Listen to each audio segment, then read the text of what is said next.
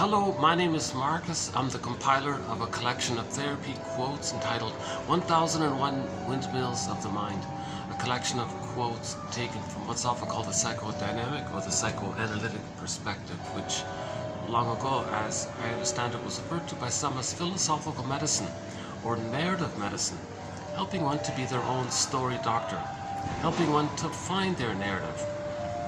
The idea, one idea around this area is Hermes, or a messenger representing how something from the unconscious is entering into consciousness, hence the messenger-like quality. When a bird flies across in a myth or a fairy tale, or when Hermes flies across in a myth, that means that that something's going to become known to us, something from the unknown to the known. We're going to be conscious of something that belonged to us, but we didn't know it prior, and now we're knowing it. And this kind of bridge of energy of awareness, where it enters into consciousness, so unconscious to conscious, that's considered. Some people think, as I understand it, that's the narrative medicine. So any kind of feedback or any kind of interpretation, or transference interpretation, any kind of links you make, little aha moments of why you're doing something. That's the healing medicine, because when you're conscious of something, then what was unknown has a time and a place, and the ghost can be laid to rest, and the ghost can become an ancestor, and it serves the person. Then the person's life force can be freed to move into the present. So the more we make ourselves conscious, the more we can enjoy the present. If we're unconscious, if we're not conscious of what happened, of the trauma in the past, our energy's in there. And we don't really want too much of our life force to be stuck or so-called affected to these past painful memories, because the life force is there because in trauma the child creates some kind of memory system based on what happened, and he's frozen there with his life energy, with that painful memory. And he's afraid to just suddenly pretend it didn't exist and enjoy the present. No, he's stuck in the past with what's some people call unfinished business with the mother, or it's just simple, basic, classical conditioning. If the child's traumatized, he makes a simple equation in his mind. Gee, to have my needs and feelings leads to so much pain. Well, I don't want that kind of pain, so I won't have needs and feelings. So that they're stuck in the past now. So now a split takes place. The emotional realm, the feeling realm, the I feel therefore I amness realm, our ontological self or sense of self, that kind of thing. And so you might see me distracted. I'm by people pass right by me here on so once in a while I might get distracted. But luckily it's early afternoon Sunday, so it's a little bit mellower this time. Once in a while I find a mellow spot. Oh, another disadvantage, I'm still having a lot of tech issues uploading my videos. I've got almost no storage left. So this video is only going to be 2 hours long. And it takes even a 2-hour video over 2 days to upload now. So it's really tough getting these videos out. Anyways, this will be, so by the way, this will be part 3 of 3 of 2712. So parts 1 and 2, I try to lay down the groundwork of what we're going to be talking about today. So I'm not going to review the quotes in this part 3. In this part 3, I want to see if I can maybe update a little bit what's called, this is a work in progress. It's just brainstorming here. We're just searching. So this is called the symptoms of homo traumicus, and we added a new one, so that now there's 45 symptoms of homo traumicus. But the psychological underpinnings of this was presented in basically all of the other videos, basically. But in parts 1 and 2, we opened up those videos with Aletha Horner. Oh, very good author. Oh my God. No, I keep saying Aletha. Pardon me. Althea. All this time I've been saying Aletha. Her name is Althea. I finally looked at the front cover and go, oh my God, her name's Althea. Althea Horner. Excellent author, excellent teacher, clear writer. Oh my God. So we have 2 quotes from her in this video, parts 1 and 2. But next video, 2713, it'll be all on Althea Horner. Clear writer, insightful, educational. Some of the best material actually comes from Althea Horner. She's kind of up there, like with Masterson and the other ones, right? I think she underappreciated author. My goodness, numerous books. You know, and here's another sad thing about material not getting digitized. Several of her books haven't been digitized, and I'm kind of, oh my God, could someone please digitize her books? She's an excellent teacher. Similar problem with John A. Sanford's audios that he gave. He gave dozens, or maybe close to 100 lectures in the 80s, providing psychological interpretations of myths, fairy tales, religious stories, and dreams. And he gave these lectures about it, and you know, and they're not digitized.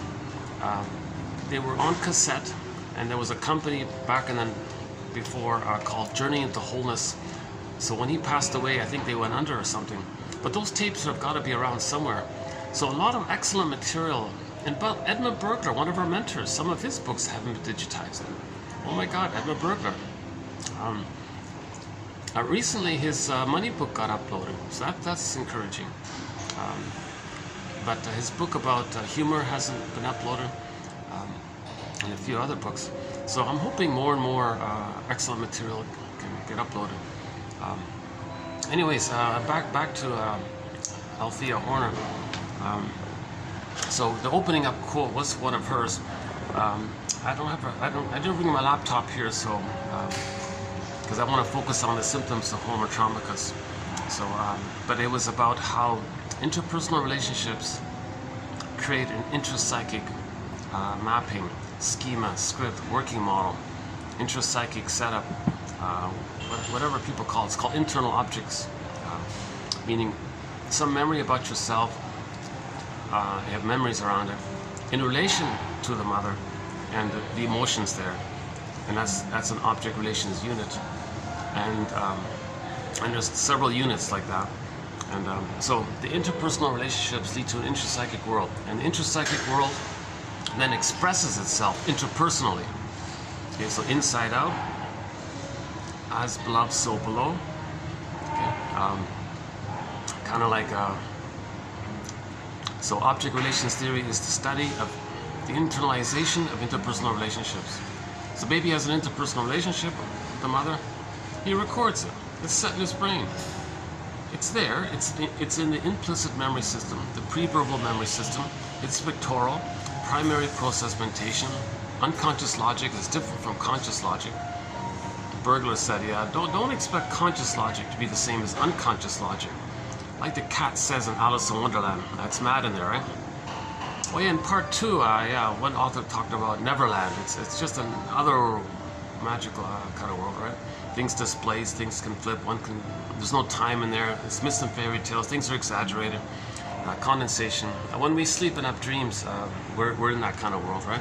And so again, we live in 2 worlds, the intrapsychic world and our interpersonal world. But in the beginning, the baby has an interpersonal relationship with the mother. And from that, he lays down neural pathways in his brain on that and creates an intrapsychic model. Now, in normal development, he has a healthy, good enough interaction with the mother, and he lays down proper wiring, normal, healthy wiring, where he felt safe with the mother to differentiate, and given sort of permission to know himself. By the age of 3, he has an intrapsychic setup that's set in him, that becomes part of his mind, of memories of the mother who loved him. He was loved by the mother. That interaction allowed him to differentiate, so there's a self-concept, okay? And then and there's a concept of the mother who loved him. So basically, in simple terms, maybe I'm okay, you're okay. And there's differentiation there.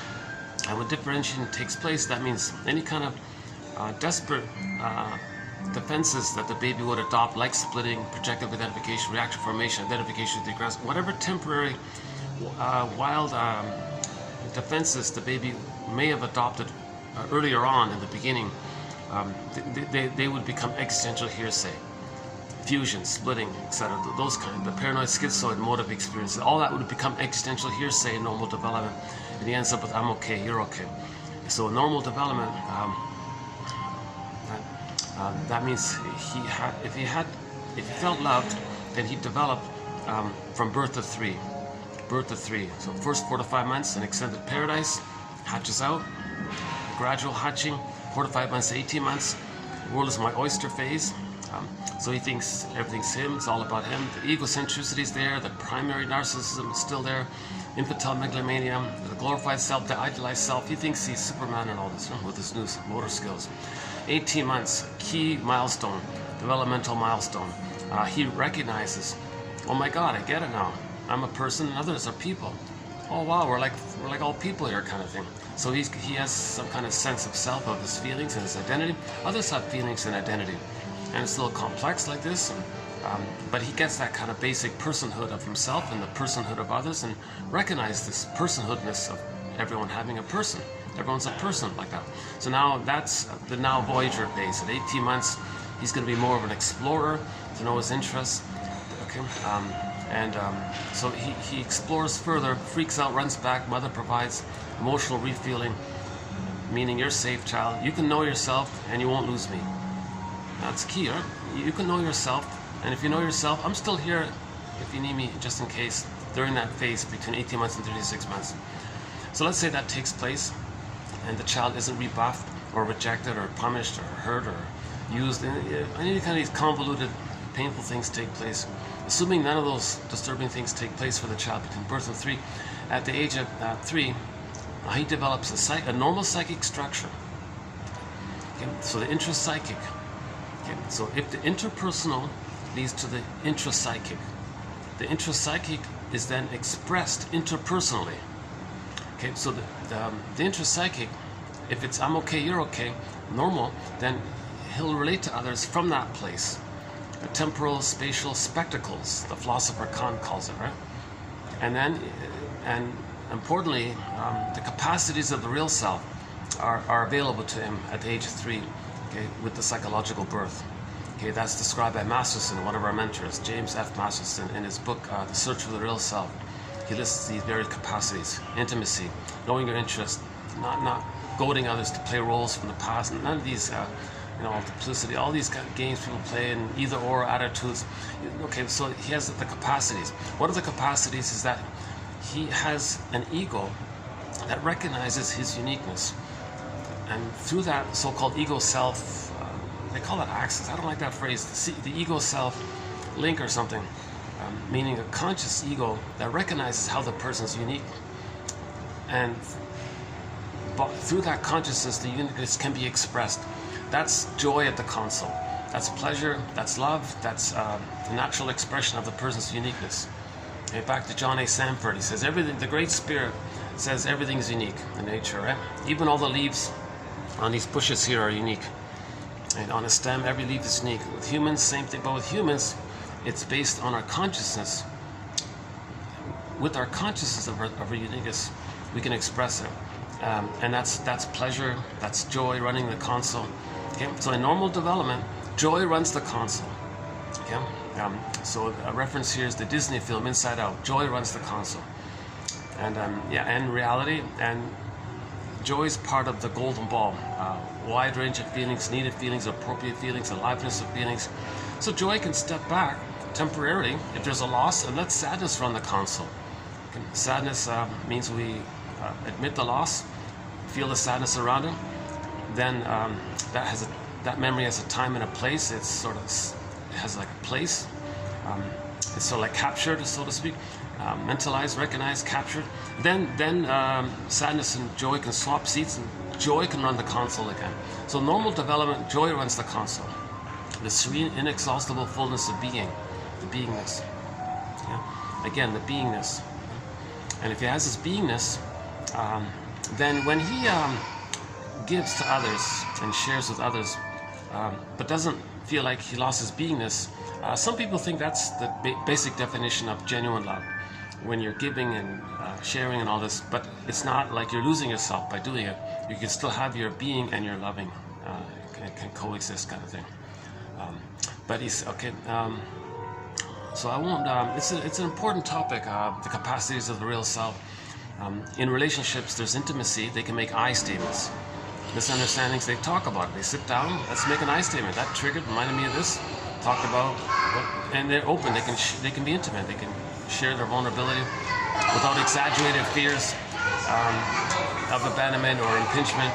And they're not projecting some painful mother image in the past to the person of the present and blaming the person of the present for the mother in the past. They're not engaged in this kind of transference issue. They're mainly in the present. Okay, when joy runs the console, they're loving life. They're in the present. Okay? So, and there's other important capacities of the real self. In Zaz's song that she calls a loving life, so everything's love or a cry for love. Okay? So if the child doesn't go through this normal developmental process, if he gets frozen in his emotionality, okay? So in myths and fairy tales, this is like a freezing. Something's frozen. Petrification, turned to statue and turned to stone, or feeling unreal like the Velveteen Rabbit, or wooden or flat like the wooden boy. The carpenter took a block of wood and carved out this little boy, and he was praying for it to come to life. Okay, these are all metaphors for how we might feel. With attachment trauma, relational trauma, interpersonal trauma, we may feel flat, wooden. The jargon is Alex Stymian. I don't know what I'm feeling. The person says, I feel unreal. The person feels like something's stuck. That's the freezing, petrification, or stone one. You see, and then this is expressed later on in life when there's a delayed onset, the recognition of that. Usually in midlife, people kind of get it. Oh my God, I feel what's going on here? I feel like something's missing. Usually they say that. It's not all there is. I feel like something's really flawed here. And they might elaborate and say, I feel like I'm sleepwalking through life, going through the motions of life. Feeling that feeling that one is living the provisional life, feeling that they're living the unlived life. When does life begin? Life's not supposed to be a dress rehearsal. Feeling, numb or these kinds of things. And somebody said, well, I don't know what you're talking about. I feel nothing. Well, Elvin Semrat says, well, first of all, you're never not feeling anything. And if you think you're feeling nothing, that's when you're hurting the most. That's when you're hurting the most. Okay, enter Emily Dickinson's poem, There's a Pain So Utter. Okay, when there's a trauma, the child, the golden ball gets repressed. Okay, sense of feelings and its aliveness and joy and sadness gets zooped away. Okay, the baby sent into the forest, Miss Cora gets pulled down into the underworld. Okay, in myths and fairy tales, trauma is represented by the golden ball going down the well. Golden ball locked in a cage in the forest. Okay, children lost in the mountain. Children in the mountain. Miss Coria in the underworld. Or in the sci-fi show called The Room, which just ran for one season. Little daughter opens the door to some room, steps in, and mysteriously disappears. Nobody knows what it is, big mystery, and the father has to run in and find her. Okay, it's sort of like an image that we're trying to find our pureness or innocence, like the daughter, like the baby, and the gold is like the feelings of, like, I feel therefore I am. Okay, so the amness can be like a person or something like, or it can be an animal actually. Like in the White Bear King, King Valamon story. Okay, so in the distance, there was this polar bear kind of like just rolling around on his back on the snow in the field. He was kind of having fun or something, and he was like playing with this golden reef, sometimes like tossing it around as if he were making a pizza dough or something, making a pizza. And he was kind of he was in a playful, happy mood or something. The princess approached the bear gently and said, hey bear, that golden reef you got there that you're playing with. Okay, so yes, I was mentioning before I get distractions, sometimes like a group will pass by or someone will pass by or something. Oops, my arm, still recovering. Yeah, that's so the story of White Bear King Valamon. The opening scene, or the key opening scene was where the princess approaches the bear and says to the bear, "Hey bear, come on, that golden reef you got there, come on, hand it over. I want it. I like it. Give it to me." The bear says, "Well, it's not that simple. We're a package deal. We're together." And the story goes from there. Okay, so the polar bear is the embodiment. Okay, and when you have your embodiment, the animation from it is the gold. the aliveness of our feelings. I feel, therefore I am. So it's linked. I feel, therefore I am. In the Odyssey, Odysseus got back to his amness, that's called Ithaca, okay? And then the Penelope, who's reunited with his feelings, that's Penelope. Okay, so again, myths and fairy tales are metaphors for trauma, psychological trauma. They're metaphors. They're metaphors for psychology. They're true on the inside, not on the outside. To myths and fairy tales, religious stories, and dreams. Okay, okay, religious stories. We're talking about it from the side of when religious stories are made as a trick for the pillage and the plunder, when it's a sign of Homo Traumacus. Okay, so John A. Sanford says, for the most part, if there's a religious story, from the perspective of when religion is being used as a tool of the pillage and the plunder, he says, don't quibble about whether somebody's real or not real, or these kinds of things. The point the storytellers were saying, they were trying to give you recognition of your inner life. So look for the psychological message of a story. Okay? He says he's really qualified in this area. This guy, John A. Sanford, the author of Healing and Wholeness. What's the other one? Invisible Partners. Some other books. So look for the psychological message. So myths, fairy tales, most religious stories, or maybe nearly all of them. Any like fantastical stories, huh? And in the dream, they're all from what's called the non-reporting brain, the unconscious brain, the implicit memory system, which is pictorial. Okay? And then we get glimpses of it in our dreams and all this, right? And so on. So just to keep it simple, so let's just stick with myths and fairy tales. Myths and fairy tales are true on the inside. They're like soul stories. Okay? They're true on the inside, and they're interpreted as if we interpret a dream. Every character in a myth or fairy tale represents a fantasized personification of some psychological element. Okay? They're not separate characters in some kind of outer story. In a myth, you take all of those characters, all of those scenes, it's like one long dream for one mind. Like the whole Odyssey. It can be like for one person. It can be like for one psyche.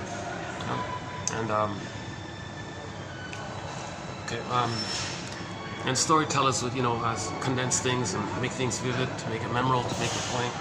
And so that's a whole major thread here, 1001 Windmills of the Mind. This called Psychological Interpretations of Myths and Fairy Tales. And John A. Sanford really added a real important piece to this material. So, geez, I'm baking here. The problem with this spot, the AC doesn't reach this. For some reason, the AC doesn't, like I'm right by the window here. And I got this block thing here. So I'm baking already here. So that's too bad. I thought I could hold out here.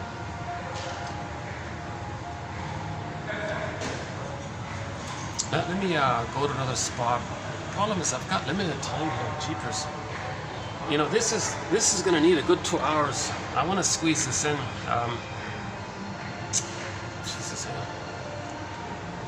Something's really going on with the uploading. Something's really changed with uploading. I haven't been able to upload any of my videos, the longer ones, for like the past month, basically. So all my storage is used up. I just have this little sliver of 2 hours that I can work with. It's not enough. And this is being done in parts, right? Okay. Let's. And in parts 1 and 2, I also try to talk about repetition compulsion, a key concept. The issue of personality patterns. Just two basic groupings of general umbrella categories of personality patterns. Those that spring about when there's trauma before 18 months, and those that spring about between 18 months and 36 months. Okay, the stingers and the clingers, respectively. And it's an important theory because the stingers, they do to others what was done to them, to replay what was done to them with the fantasy that they can change the past. Trauma will create a record. Okay? Repetition compulsion, fantasy, trying to heal, repeat it, hope for a better past, but there is time, so it doesn't work. The clingers just directly recreate what happened to them. Rather shame them, they just coax others to shame them. It's kind of direct, less benign like that. But in a more severe trauma, they identify with the aggressor, and when they replay that record of mother shaming them, they play the role of the shaming mother who shames them, but they don't want to feel that anymore, so they find someone else to stand in for them, and then they shame them, and that's them playing the record of mother shaming them.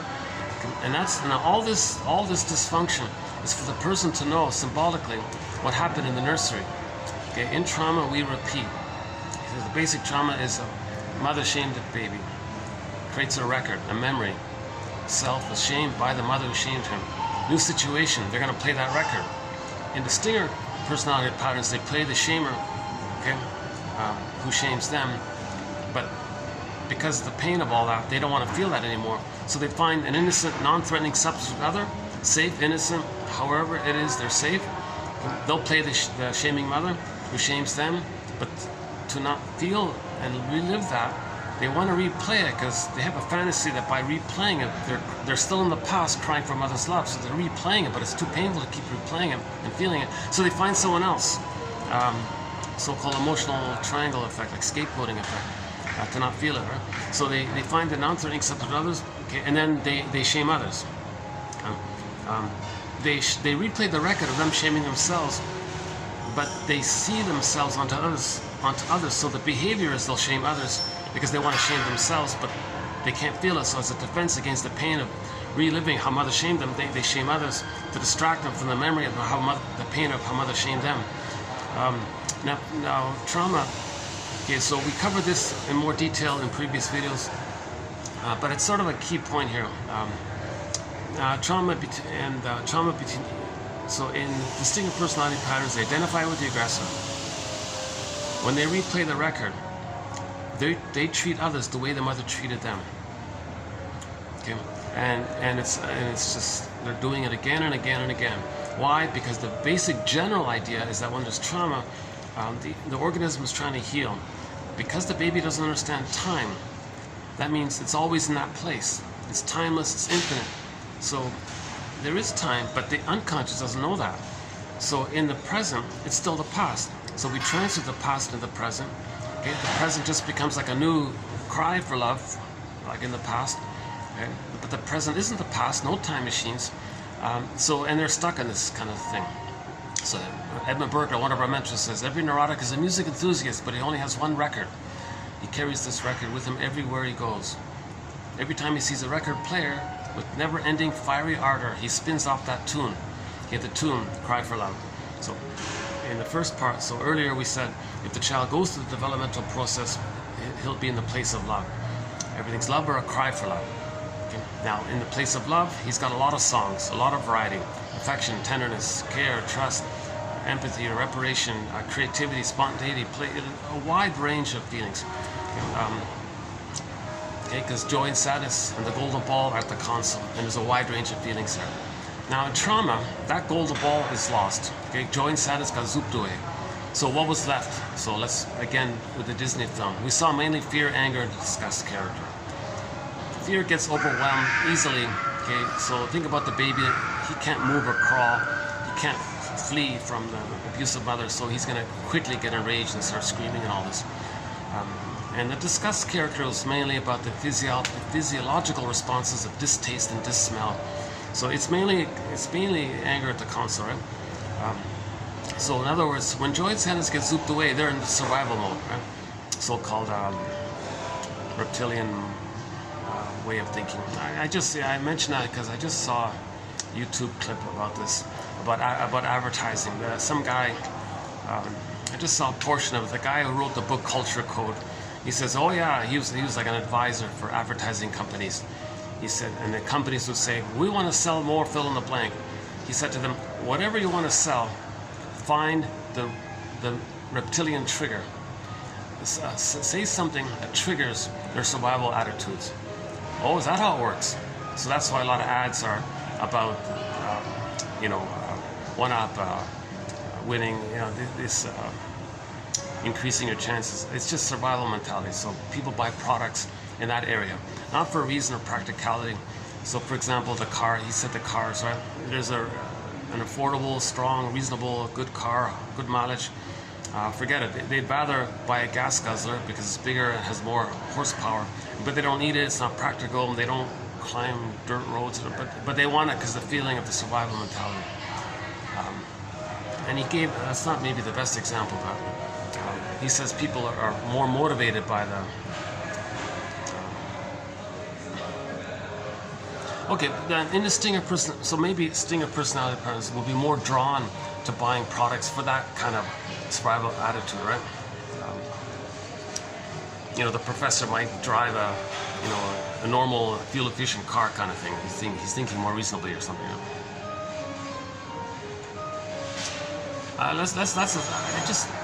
Sorry, I didn't mean to go there. I didn't really get into his thing. He seemed to be just like a kind of a irreverent, like a little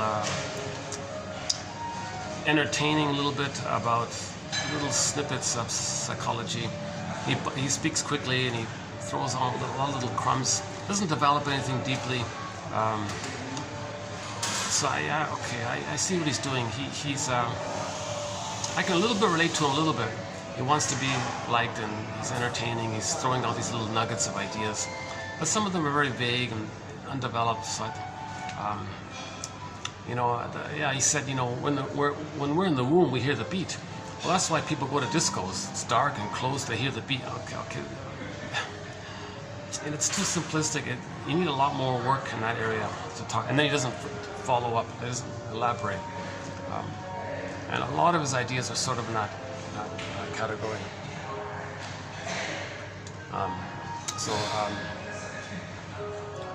So I just heard like 30 minutes of his speech.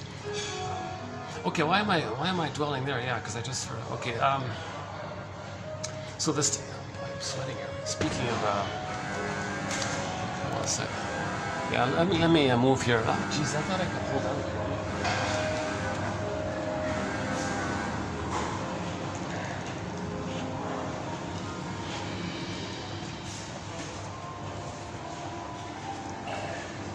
Let me get some AC somewhere.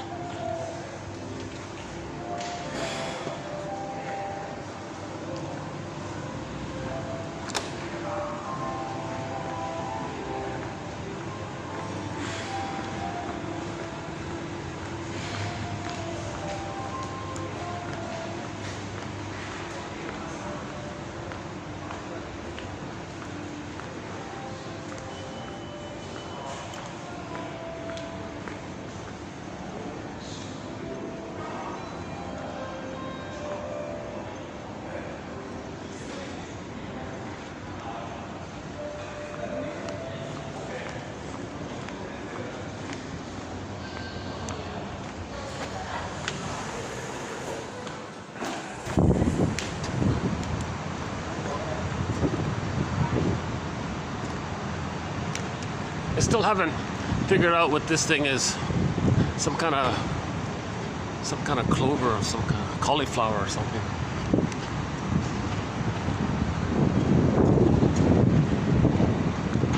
These guys have AC here, yeah. All right.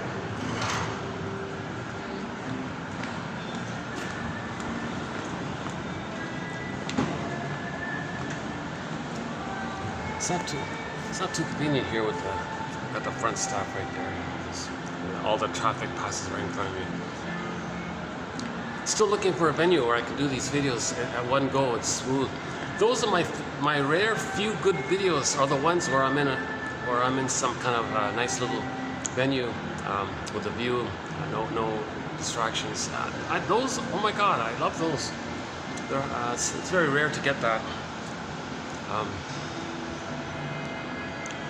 Okay, let's back up a sec quickly. The child freezes up inside, so to speak. We live to the extent that we feel. If we're losing our feelings, we're just going through the motions of life. Now that's a pain. Okay, shall I compare thee to an onion? So even though the pain is numbed over with the endorphins, it's the underlying pain that's the driver here. Now if the organism's in pain, that means there's this innate drive for healing. So the innate drive for healing is that since there's no time, they're just going to look for the love. Baby had needs didn't get met. Baby was crying, mother didn't get it. Needs and feelings, okay, squelched. Golden ball, squelched. Okay, meaning recorded in the non-reporting brain. Okay, so that clicks in the repetition compulsion. Okay? So the baby will say, "Mother, I have these needs." Okay, she's misattuned, malattuned, for whatever reason. The baby's needs aren't getting met. Mother, now I'm really upset and scared. Now I'm angry by all this. Again, likewise, she doesn't get it. What do you want, baby? I don't know. Okay, then all that, that's the pain. Okay, repetition compulsion. No time. Still as time passes, but there's still no time there. So they're just going to replay that interaction, repeat, recreate, relive, reenact, just to get that outcome, get the needed outcome. He's in a place of unfinished business with the mother. He still has those basic needs, and he's only got 3 years to get them, because at three roughly, all those neural pathways are kind of set in there. The intrapsychic model is going to be set in there, and it's very hard to make all that conscious. Huh? All of a sudden, got a family right in front of me. What's kind of going on? And I got a guy over there. Well,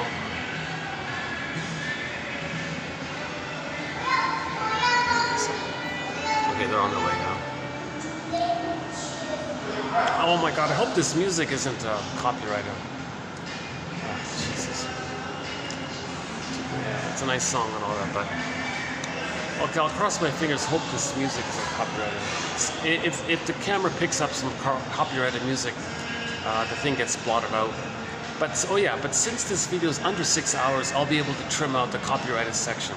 So I'll take that chance for now, I guess. I got a feeling this is copyrighted, you know. So you might not even be hearing me right now, huh?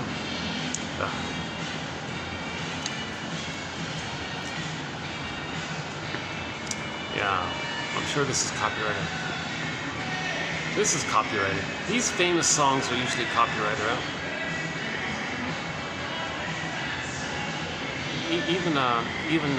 Unless it's even covers, you know, even if someone does a cover of a famous song, not always, but usually they get blocked as well.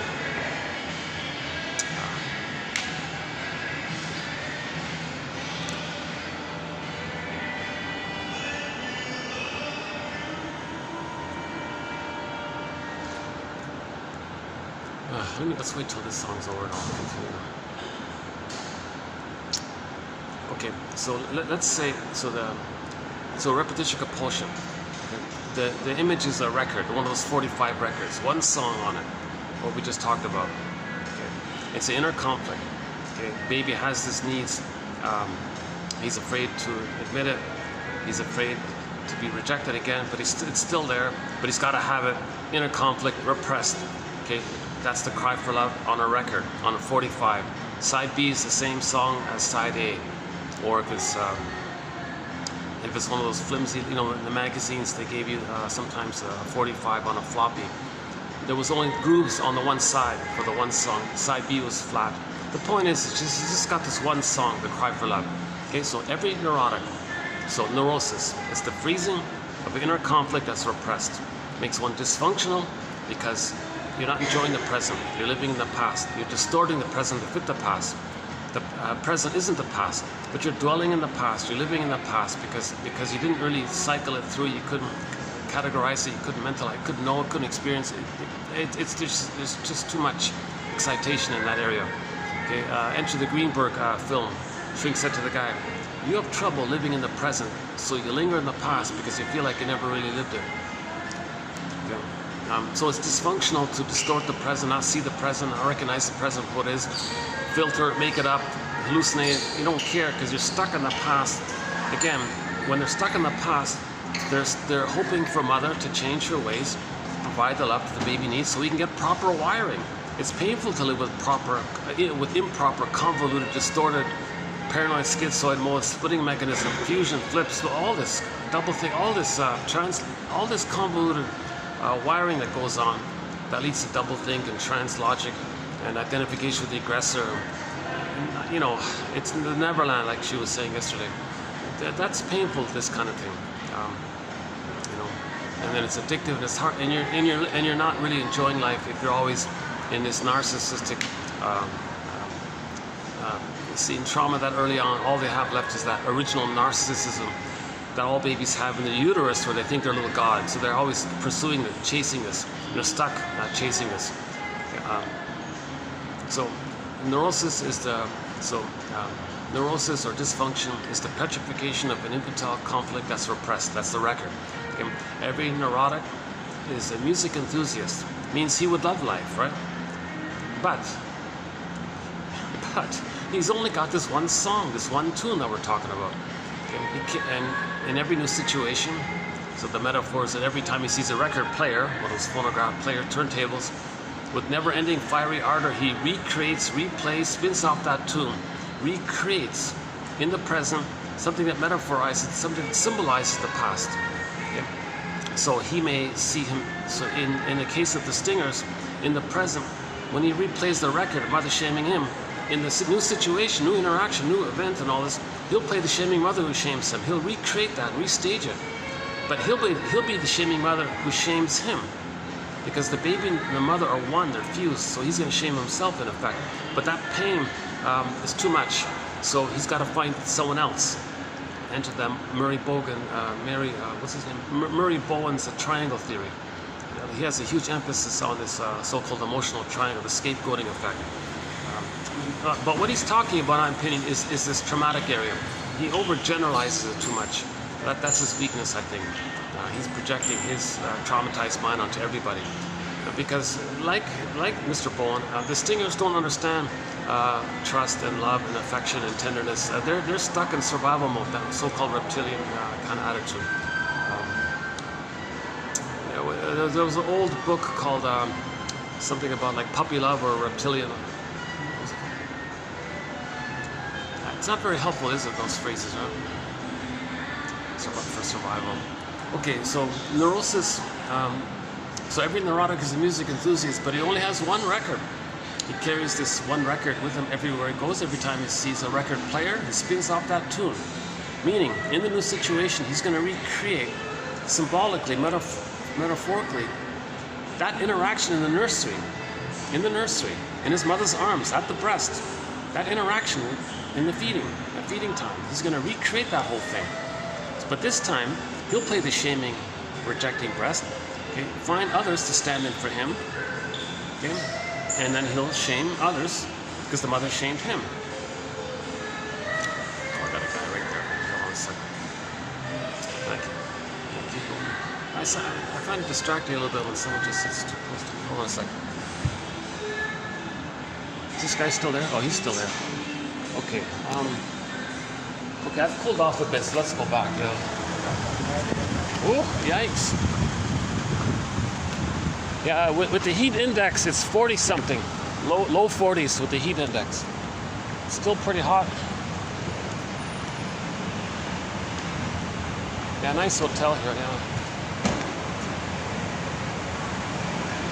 Let me pass these guys quickly.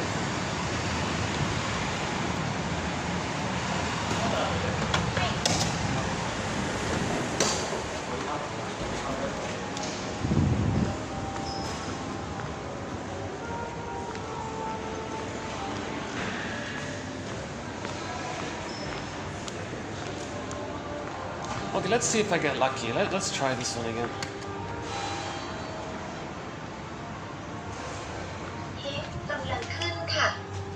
Let's see. On rare occasion, I can use sort of the lobby area if there's no event. Let's see.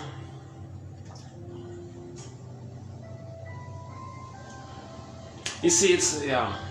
See, this is October 15th. This will be uploaded maybe on October 18th, maybe 17th if I'm lucky. Aha, let's see. Okay, there's no AC here, but I'll take it. Okay.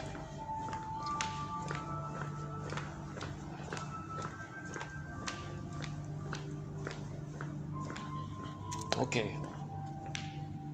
Yeah, it's baking up here, but at least it's quiet up here. All right.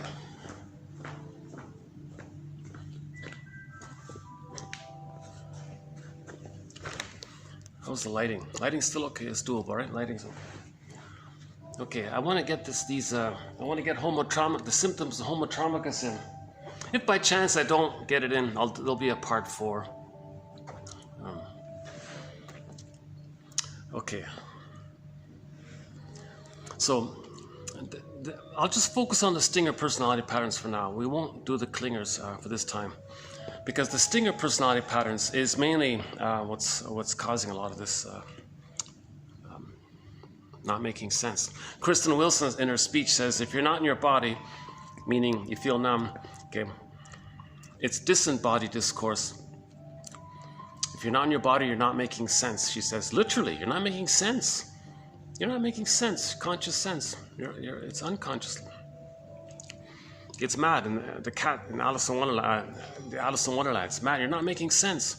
And then it's this disembodied discourse, this numbing repetition compulsion of still thinking you're in the past, wanting mother to change her ways, but doing that in the present with others, staging in the present with others. We're not making sense. And that's sort of the heart of these symptoms, that we're not making sense. Okay, the present. Cognitively, people can rationalize, they can make things up. So that's called rationalization, or like personal PR, I guess, or something, to hide, mask the real underlying motive of that you don't want to know that you're still in the nursery trying to get mother's love. And it's too painful to admit it even.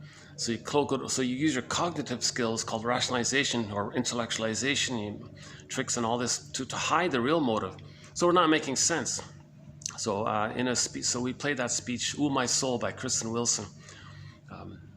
We played it a few times already. A great speech, by the way. Yeah, we played it in our in the past several videos. It's in them.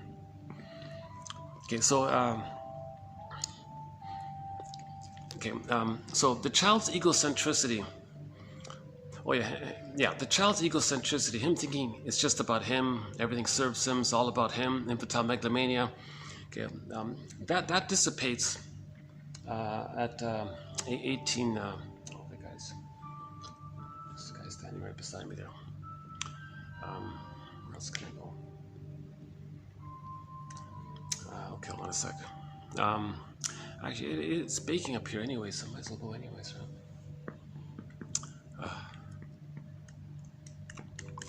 The third option is if the AC is on the other floor. Geez, what a pity! What a bit. See, when there's no function, they have no AC, so it's you don't see it, but it's a sauna in here. It's baking here. I get it. They want to save on the bills and all this, but jeepers, oh, what a pity. Okay, let's just try one more here.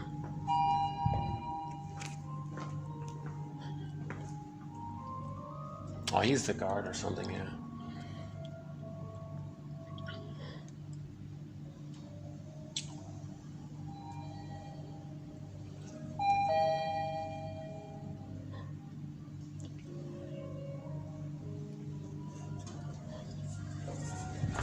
Oops. Hi there. Okay. กำลังขึ้นค่ะ Going up.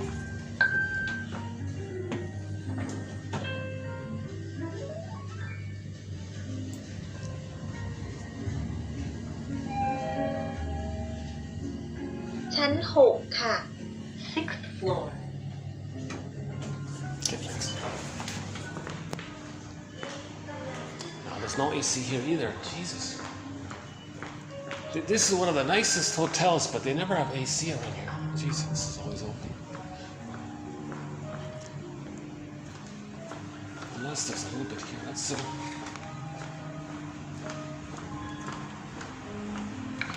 Well, if they're closed. Okay, it's a Sunday, so they're closed, right? Okay. Jeez, there's a bit of a fan here, but not much. Wow. Okay, let's just do the best I can here. How's the time? Let's check the battery.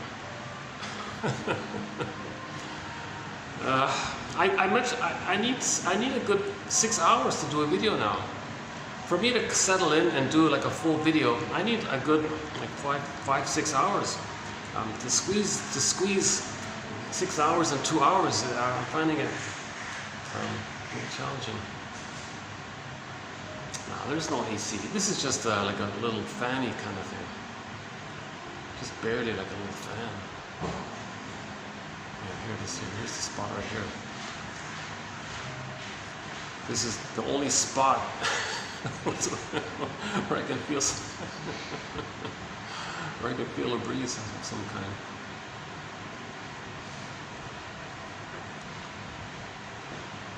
And I'm beside the fitness room too, so I can smell the whole fitness thing, all the formaldehyde and all this. Okay, we'll get into this. I think I can do it in 1 hour. Jesus. Repetition compulsion. Replaying the record. Okay, the stinger personality patterns, bully pattern, Iago pattern, lower functioning BPD pattern, all of the narcissistic patterns. The cookie cutter one, like the star one. You got the closeted one. You got the clinging vine narcissistic pattern. You got the turtle narcissistic pattern. Okay, and there's a few others, so I won't really go into there. But all of the stinger personality patterns called so because when in the new situation, they hurt others to replay how they had been hurt. They do it because of identification with the aggressor, to feel that they have a mother having some kind of identity of some kind. They don't have their own identity. That's the issue. They don't have their own identity. They've taken the mother's identity as their identity. That's a false identity. So they've lost their identity. That's a huge point. You see, a lot of people who are very angry and all this, you know, hitting. Aletha Horno was saying, you know, beating the pillow. That's not really the cure. The true issue is lack of attachment, lack of connection. Okay, the connection leads to identity. But if the child doesn't have a proper connection, he loses his identity. Okay, now he gets an insecure attachment style where he survives by imitating the mother, but he lost his identity, hence he'll be enraged and all. Okay, so in the Disney film Inside Out, this is a scene when joy and silence get zooped away, anger's at the console. So the stingers are like they're always operating from that anger kind of place, right?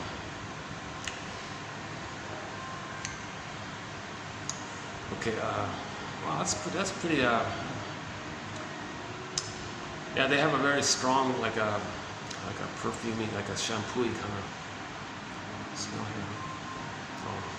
Oh, this is not good. Okay, let's not stay here. If that's the fitness room, okay, let's. Jeez, let's try here. There's no AC here. Well, at least I'm away from it. Sometimes people come out from there. Jeez. Okay, let's go where the AC was downstairs. Yeah. I got a feeling there's going to be a part 4. Why don't I just take it easy and we'll do this in a part 4. Yeah, okay. But it's a tough one. That's why I feel like I want to have like a proper foundation to kind of ground, offer some grounding for the symptoms of homotraumicus. Originally, it was called applied repetition compulsion. So we know repetition compulsion when individuals do it. How does it look in its summed up way? So that's like applied. So like when they say applied psychoanalysis, I thought I would do it, but nobody knows that phrase applied. So I'm going to update it. I'm going to call it the symptoms of homotraumicus. So we'll get there to why that phrase is being used. First floor.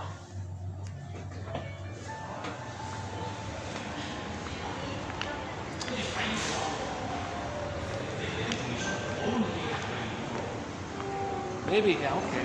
Maybe I can hang out here for a bit.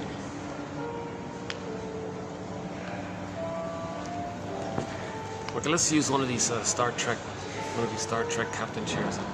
This lighting here.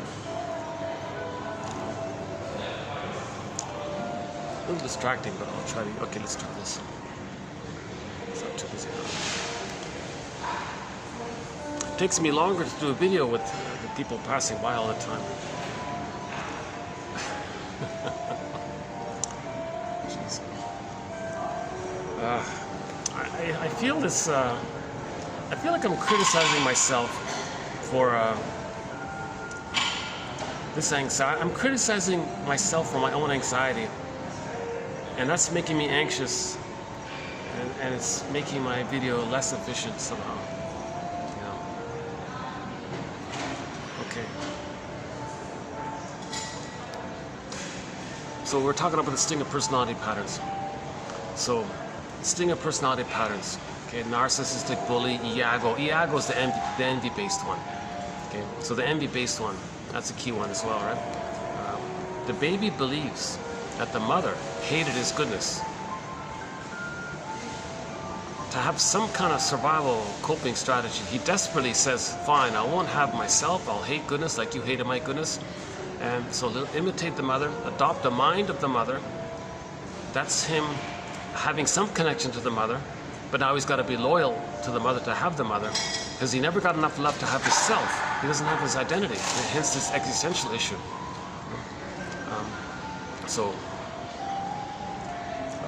Okay, now part of this issue with identification with the aggressor, part of it is that, of course, the baby has to have some kind of attachment, even if he has to lose himself and not have this identity, kind of personal identity, personhood.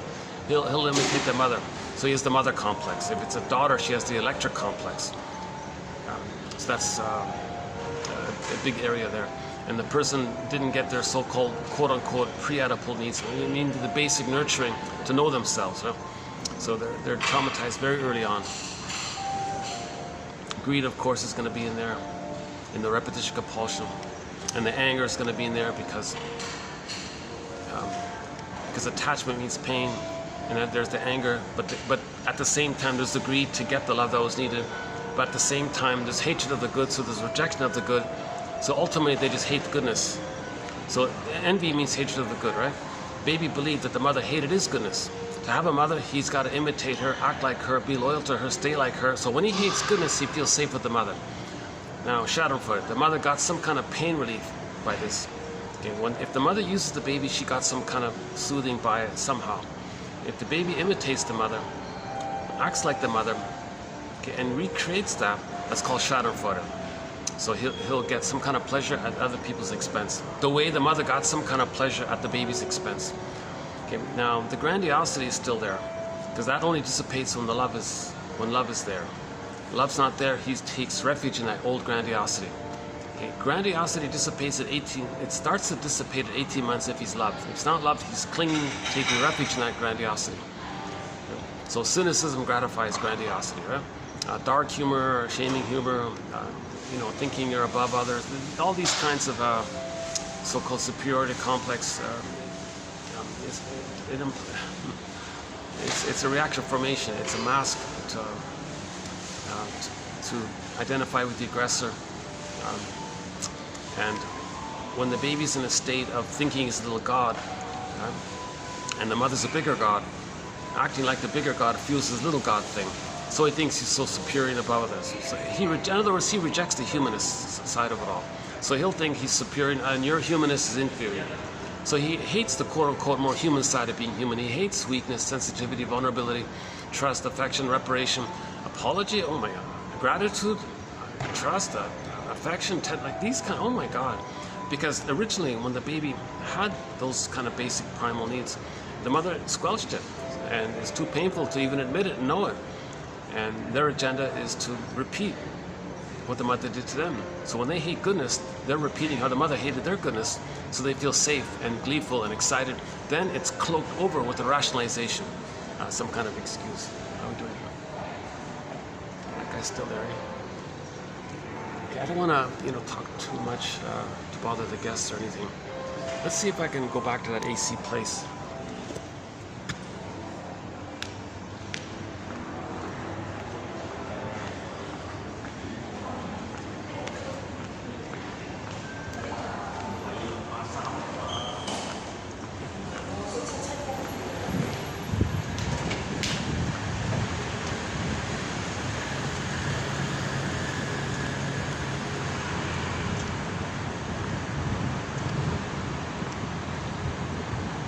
Maybe it's a part of a.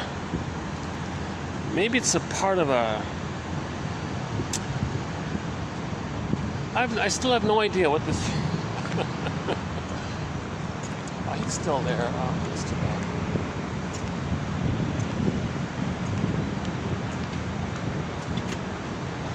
He's gone. All right.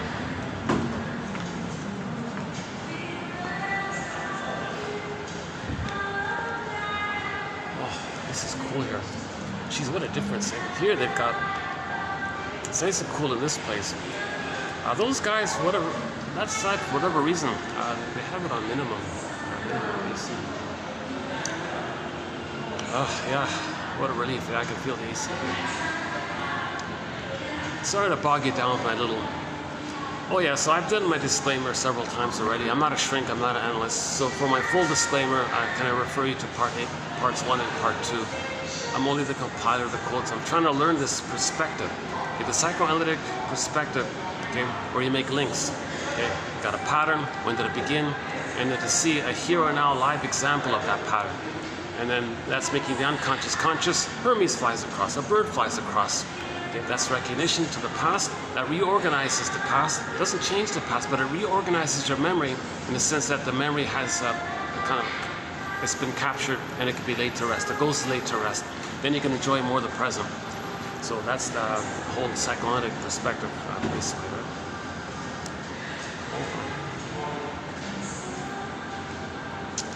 Well, someone just walked right in front of me. It must be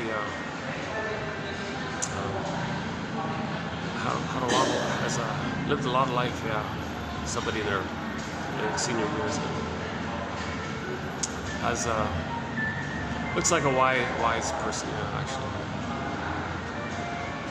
has a soulful. This person has kind of a soulful kind of a wisdom from pain kind of look. Interesting. Yeah, a lot of delight in the. There's a real delight this diversity. I mean, there's a real mystery. Like when the mother has a baby, she's meant to go, oh my God. Okay, like Ogmandino's poem, right? Nature's greatest miracle. Like wow, like this. Never in all of history was there ever a person just like her baby. Likewise, in the future, there'll never be anyone just uniquely just like them. That's pretty amazing. The mother's meant to kind of have that kind of acceptance of this. The child can have some self-esteem by this, and have acceptance of himself. The way the mother treats the baby, he treats himself. Okay? The way the mother treats the baby, the memories set in, intrapsychic, he's going to continue in that model, that printing, that pressing that takes place. So if the mother has positive regard, the mother sees, hears, feels, soothes, is present, okay, and respects and all this, the child can do these kinds of things for himself. If the mother's emotionally unavailable, upset or whatever, then the child is criticizing himself because he believed the mother criticized him. Then he criticizes himself. That's called inner critic. And the baby believed that when the mother couldn't offer love, the baby believed, oh wow. That beeping is that 90 or 100-year-old senior I was talking about is holding an iPhone and it's beeping. It's making this loud beeping sound. Now she dragged in the staff to help her turn her off or something. That's quite a.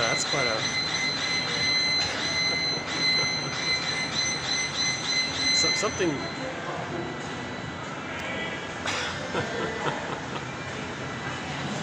like, was that like a notification that you got a message or something?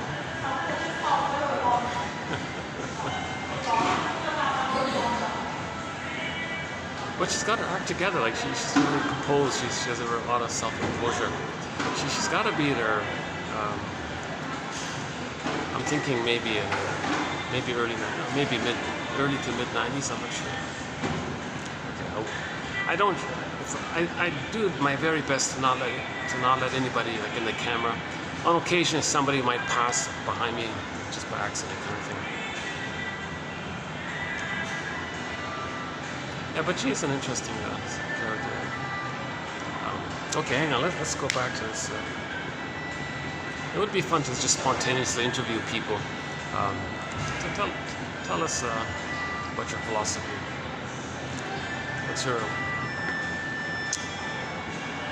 Why do people do such a thing? Why are people afraid to make I statements? why do people treat others the way they were treated and not realize that that's for them to know how they were treated? What's this resistance to self-awareness? That's the bottom line. The whole shift of focus needs to be self-awareness, self-reflection. Know thyself. Know thyself. Oh my God.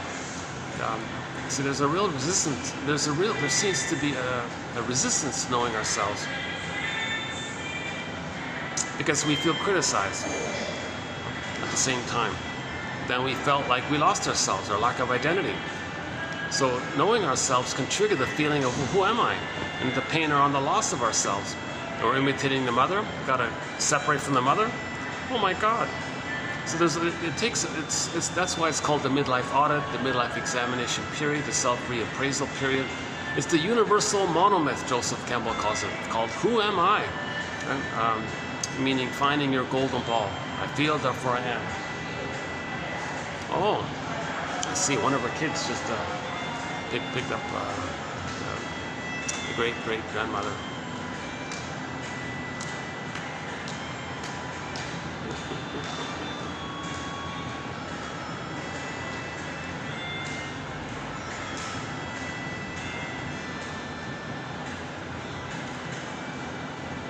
But okay. Hang on, I got distracted here. Hold on a second.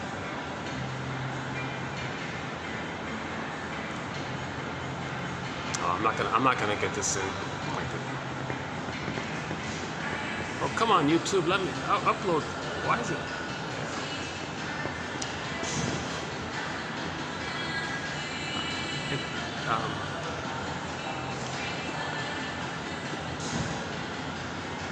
Okay, hold on a second. Yeah, she was sitting over there.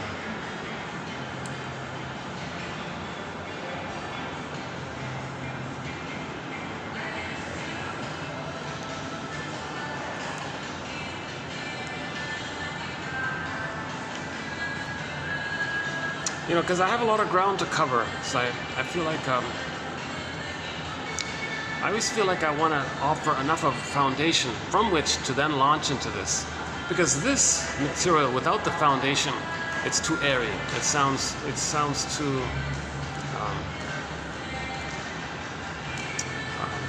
unsubstantiated or something.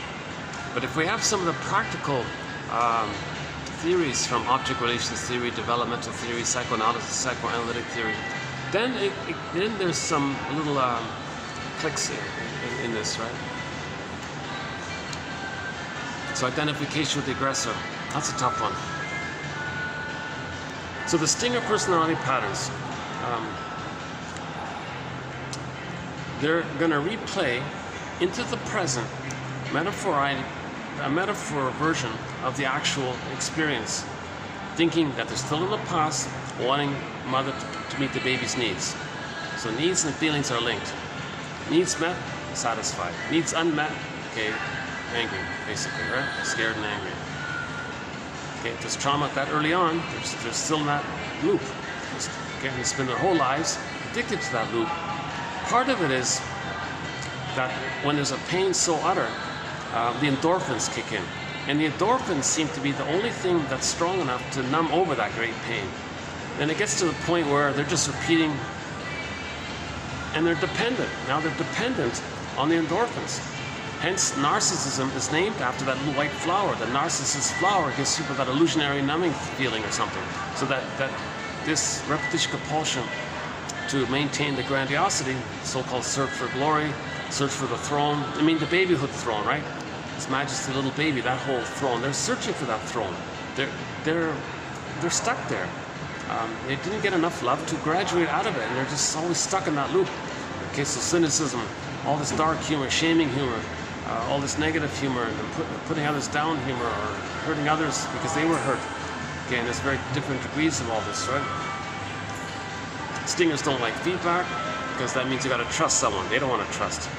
Okay, stingers are engaged in doublethink because of the fusion. Okay, when they shame others to replay the record of how the mother shamed them, they are reminded of how the mother shamed them. Now they feel badly. It comes up. Okay, hocus pocus, auto hypnosis, double focus.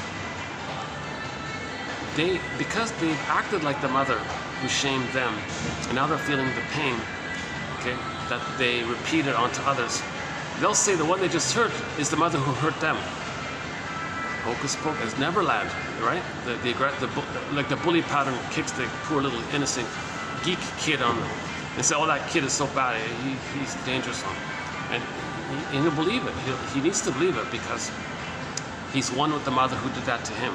When he was a baby, he was the helpless, weak geek or something, and the abusive mother, the bully mother, hurt him.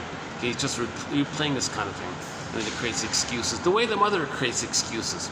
When the mother hurts the baby, "Oh yeah, I know best, mother knows best." You're questioning the mother, and the mother does all these things. Oh my God, yeah. In the next video, Althea, I gotta get her name right. Althea, great author, oh my God.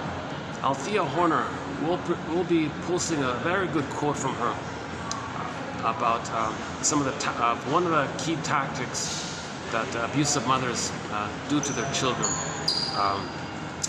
Okay. And that point is going to be linked to our thread on the Jocasta style of mothering.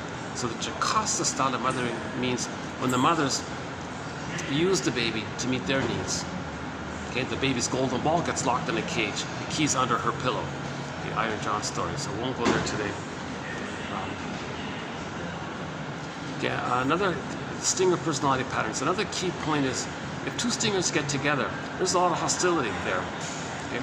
Affection, I statement, tenderness, genuine, saying what you feel, like these kinds of things are all rejected. They're just filled with anger, basically. Now the anger is because of the fear of the attachment.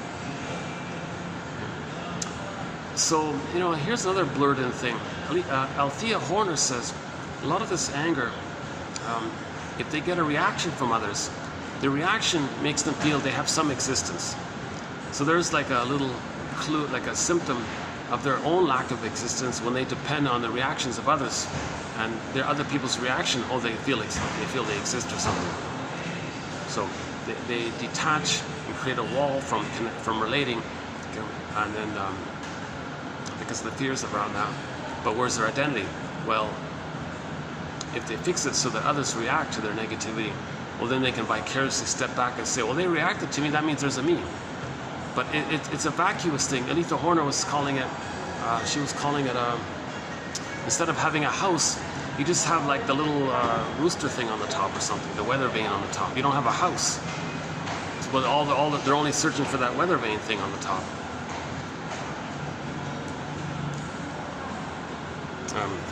Another key feature with the stinger personality patterns is scapegoating. They have a scapegoat hunger.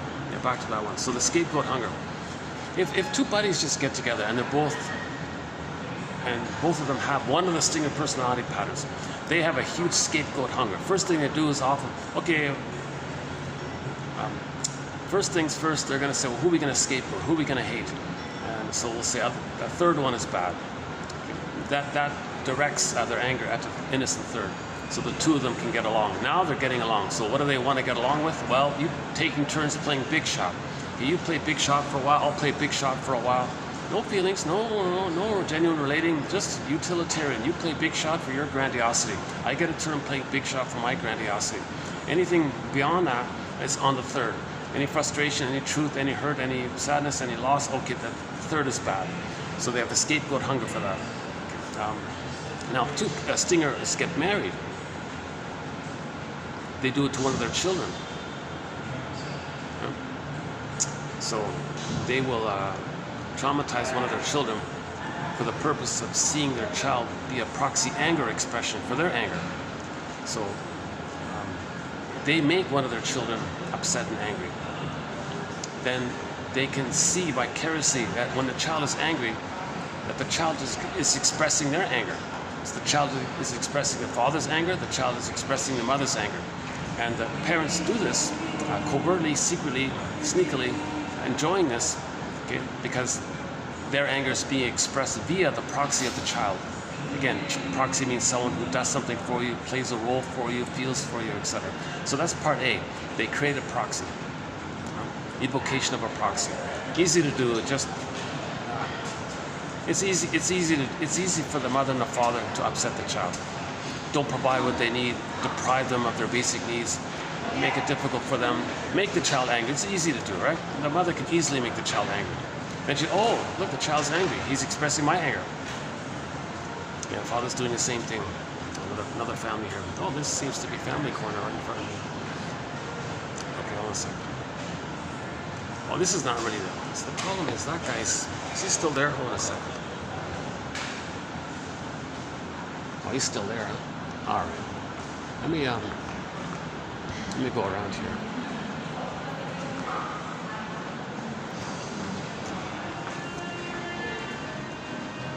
Maybe I can just hang on here for a bit. Okay, let's just try this for a bit. Ah, that guy's start. Every time I stand here, someone just stares at me. Okay, let's try.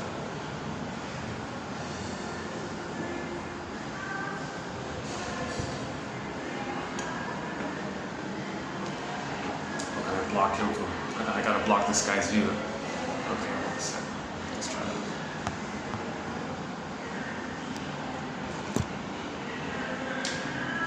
Okay, let's try this for a bit. Still there. All right. Okay, distinct personality patterns. So that's part A, what the parents do. Part A is, it's called evocation of a proxy. They will provoke or evoke a proxy person. The child is going to be a proxy for the parents' is anger, their anger. So the child is in expressed anger. The parents will say that they're expressing their anger. So they feel like, all right, cool, the child is so angry and naughty and all this. So they feel some kind of relief or tension relief. And plus, it allows the parents to not direct their anger at each other, okay, because they're both filled with anger, right? Distinct personality patterns, the main emotions, anger, okay, spite, greed, envy, grenby, vindictiveness, shadow-footing, okay, the grievance collecting. Burglar calls it injustice collecting. Okay, now the all or nothing attitude, the splitting mechanism, everything or nothing, perfect and forget it. Okay, that's the infantile yardstick. Okay, Miriam Minerbo gave the example of a woman who said, you know, when I meet a guy, if he doesn't give me everything, he gives me nothing. This kind of either or utilitarian, right? So her example was for the baby's attitude about himself and the mother. It's the two sides of the coin. So on one side of the coin, he's a little king. And the mother is this perfect, bountiful, one beautiful goddess breast, and he's a little god with the goddess. So the coin, that's the grandiosity, and the mother's perfect. So later on, well, if something's not perfect, just let me feel important, forget it. So it's all or nothing kind of thing. Now, because they don't have a sense of self, they don't grieve.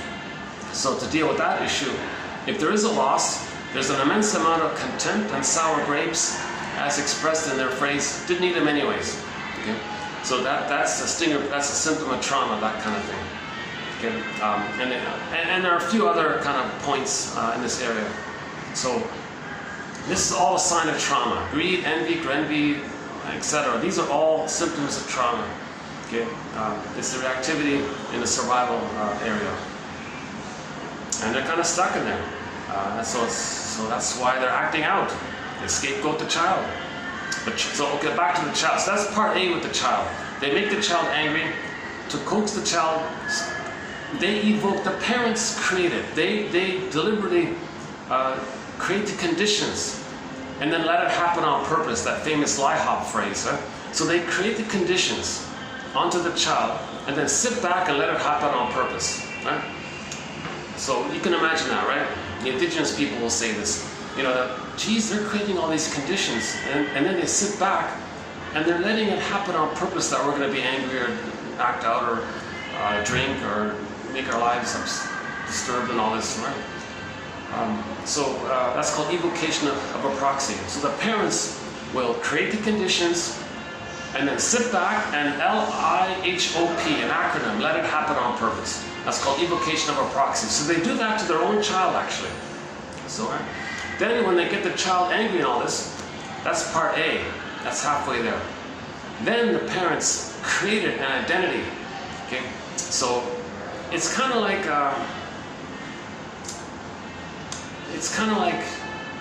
tricking the child to give the parents an excuse to be angry at them. The parents trick the child to make him angry so the parents can then have an opportunity, a chance, an excuse to then express their anger at the child, because the parents don't want to express their anger at each other. They express their anger at the child. So they'll say, oh, what a bad child. And so the husband and wife say, yeah, what's wrong with our child? What happened? They'll blame, they'll find some excuse. So they'll say the child is bad. Yeah, bad. Fill in the blank. I'm sure they'll come up with some excuse. But the other issue is the parents want to have an opportunity and the justification to feel justified via the excuse that it's okay for them to express their anger at their own child. So now they're going to be angry at the child. Yeah, our child is dangerous and naughty. We got to be angry at him, teach him a lesson. So they'll do these kind of things. So now they created an opportunity to overtly express their anger at their own child. This child is being scapegoated. Okay? So this is something that's common with the stingers. Okay? The stingers have a scapegoat hunger, Hans-Jürgen Wirth says.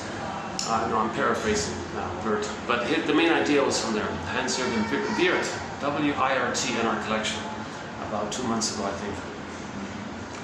So that's another key thing with the stinger personality patterns, this scapegoat hunger thing. Because they don't make I statements together. They feel too tense with each other.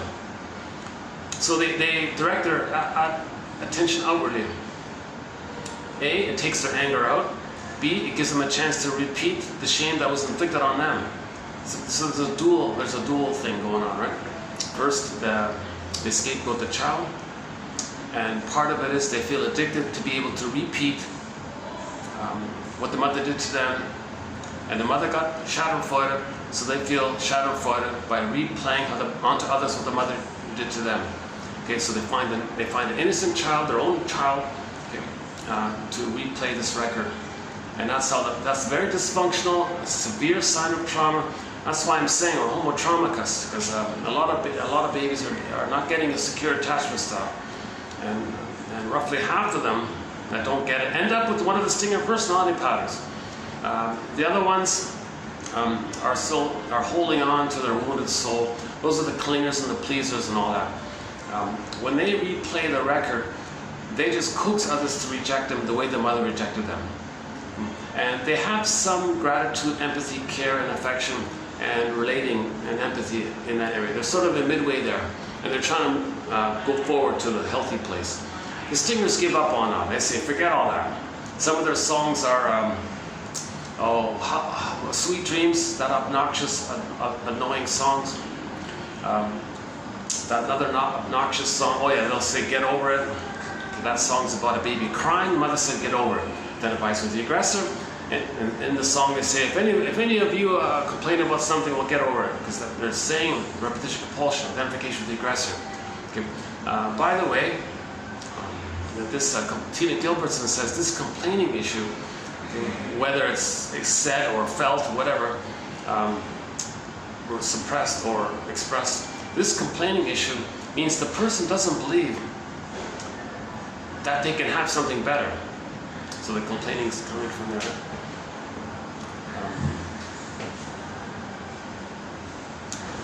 Hang on a second, where were we? Before that point.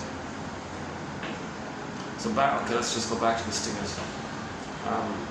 Okay, so another thing about the stingers, we mentioned the translogic.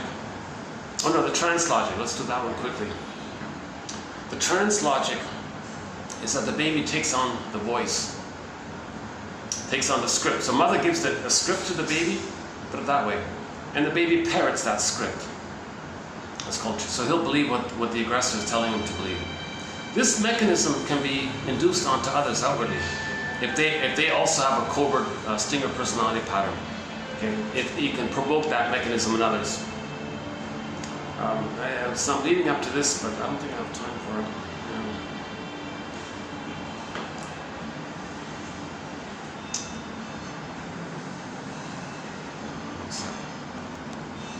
Let me switch arms here.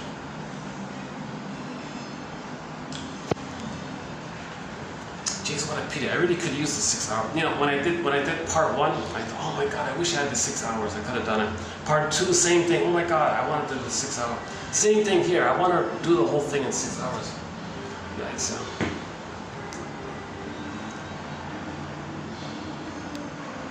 I'm going to have to wait 2 to 3 days to continue what I'm starting here. Oh, come on, YouTube, fix your system there. Why does it take a month to upload a video now? I've got the fastest speed available. What's going on? Okay, I want to do like in one video the complete 45 points. So I'm not gonna. Maybe what I'll do is just cover the most recent one, the most recent point here. Let's see. What was it again?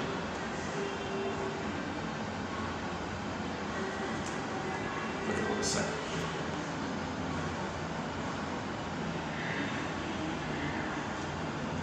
Okay.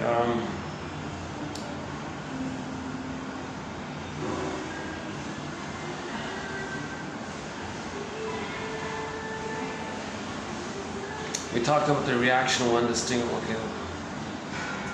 We talked about, yeah, if others hate you, at least you feel you have some identity. So the pounding the pillow one, that doesn't work because the real issue is lack of attachment. We mentioned that. But if you try to connect, you're going to feel the loss of existence, and then it circles around to the beating the pillow. That doesn't work.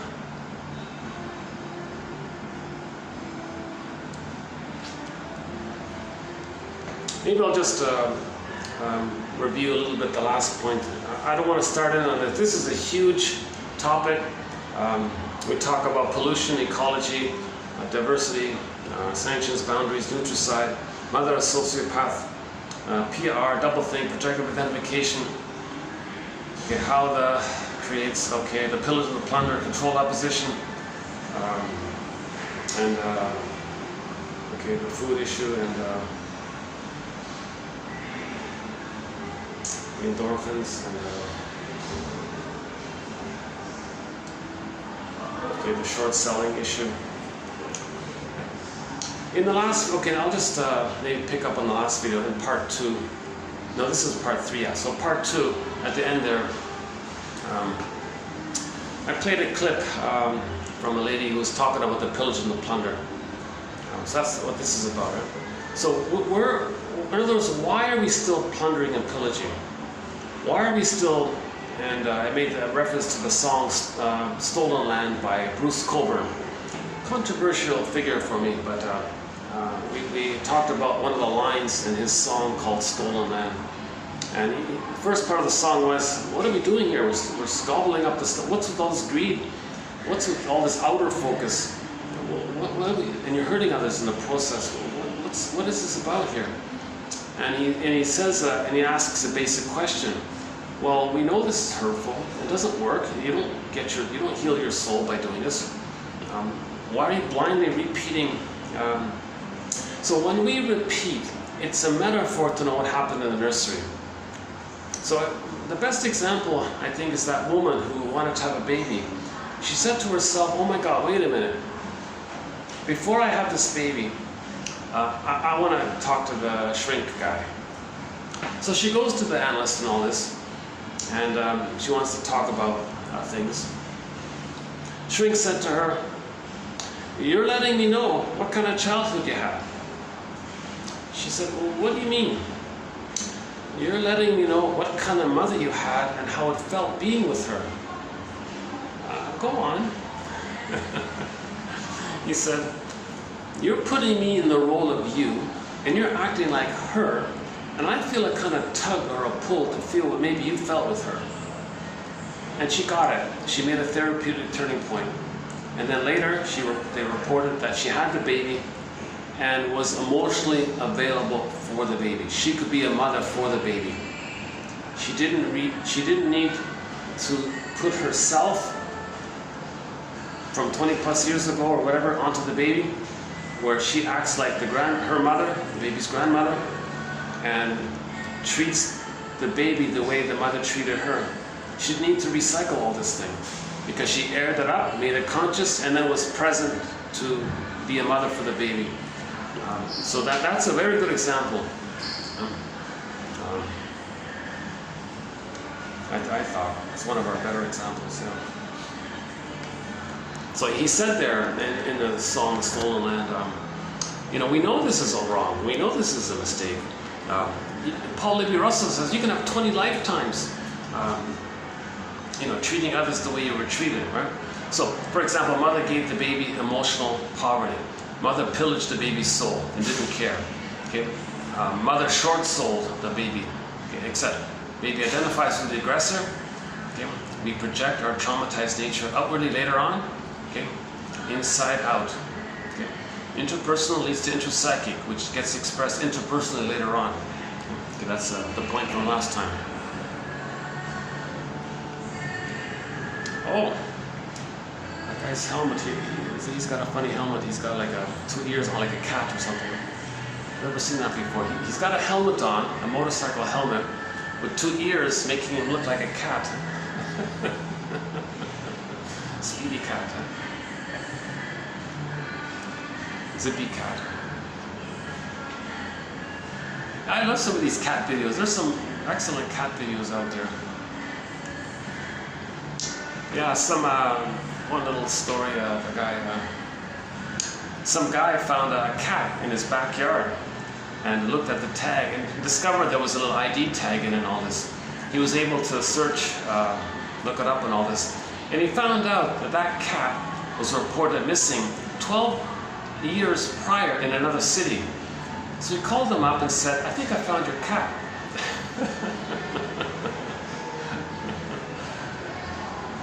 And the owner said, "Oh yeah, our cat, she loves adventure, huh?"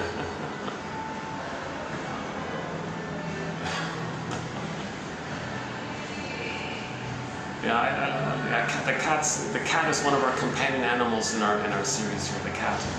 As is, and we have a whole list of companion animals. So yeah, back to that song there. He said, so when are you going to realize it's destructive and it's a mistake and it doesn't heal you? Okay, pillaging outwardly, okay, or stealing outwardly because your mother stole from you, and you're acting like the mother. It doesn't magically change what happened to you in the nursery. The present, doing the thing in the past in the present doesn't change the past. The goal of therapy is to be aware that what you're doing is a metaphorical symbolization or communication from the unconscious to make you aware of the past. It's as if the unconscious self is speaking to the conscious self. Hey, conscious self, hey you. Who are you? Well, I'm you. I'm your unconscious self. I'm your secret self, your double self, your unknown self. I'm the one who walks with you, who's not like you, who is you. I'm the one living your life, and you know nothing about me. Okay, so this is the unconscious self. There's a lot of lost potential, lost developmental needs in there. There's a lot buried in there. Shadow self, shadow soul, secret self, etc. And he's going to talk to us. But the unconscious self doesn't have vocabulary. He only communicates to us by acting like a puppet master. Edmund Burglar sometimes refers to the unconscious self as the puppet master. And we, the conscious, we're the puppet. So the unconscious self, acting like a puppet master, says, "Hey you, I'm getting you to do these things and see these things. That's my way to communicate to you. I want you to observe what you're doing, what I'm getting you to do. I want you to observe this and understand it as an inference. Be a detective and make the link that what you're doing in the present is what happened in the nursery." Okay, so he's puppet master saying, so for example, if I'm getting you to treat others negatively, I'm letting you know that that's how you were treated by your mother.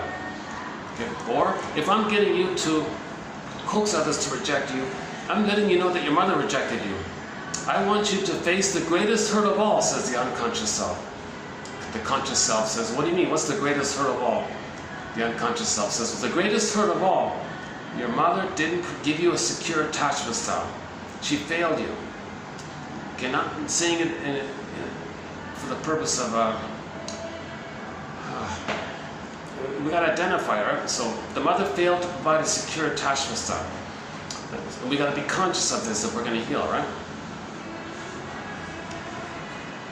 So this is like Hermes flying across. So the unconscious self is trying to communicate to us. like a bird flying across, or a flying cat with green ears flying across.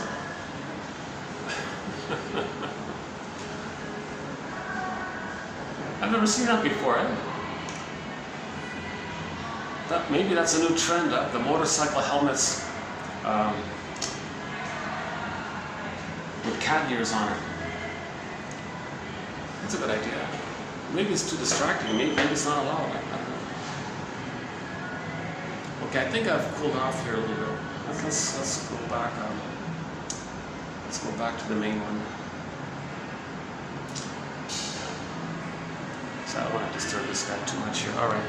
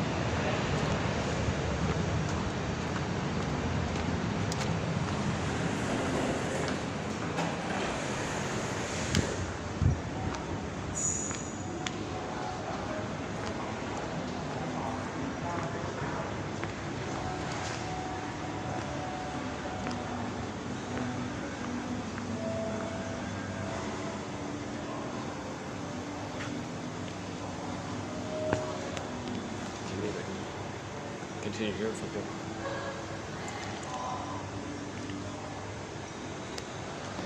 It's kind of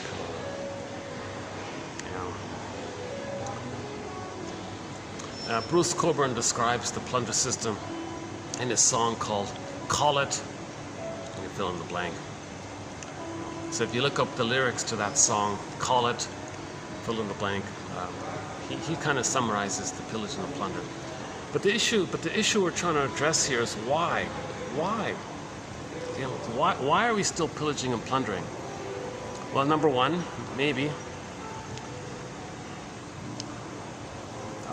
the outer focus distracts us from our interpersonal relationships, the problems that take place there. So you scapegoat another, the outer, and the plundering. The activity of the plundering is a defense mechanism to not feel the loss, it's called complicated grief. They don't have the psychic structure to accept not getting the love to have an identity. So as a defense again, it's called a manic defense. TQ 2276 and 7, is that right? We talk about the manic defenses. So manic defenses are the things you do because you can't grieve, because you don't have an identity. You need an identity to grieve. You don't have, right?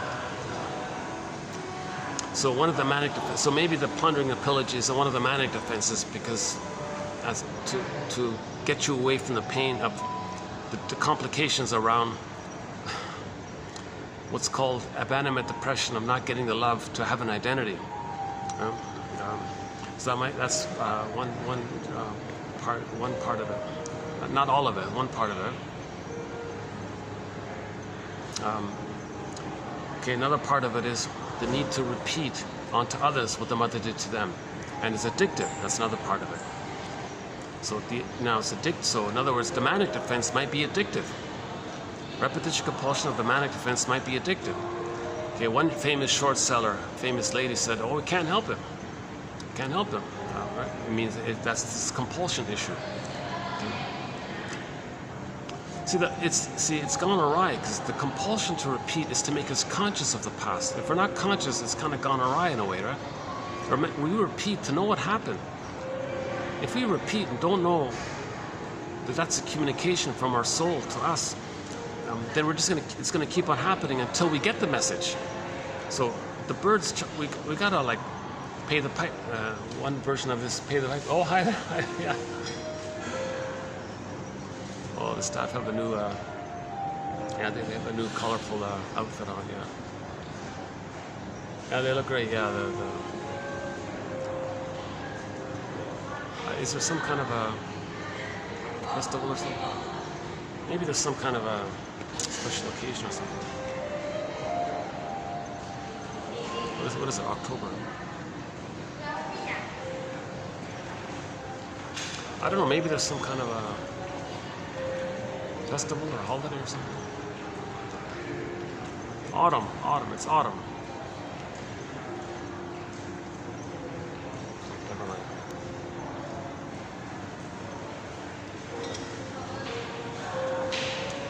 Maybe let me go back to my sauna spot, and I've only got 20 minutes left anyways.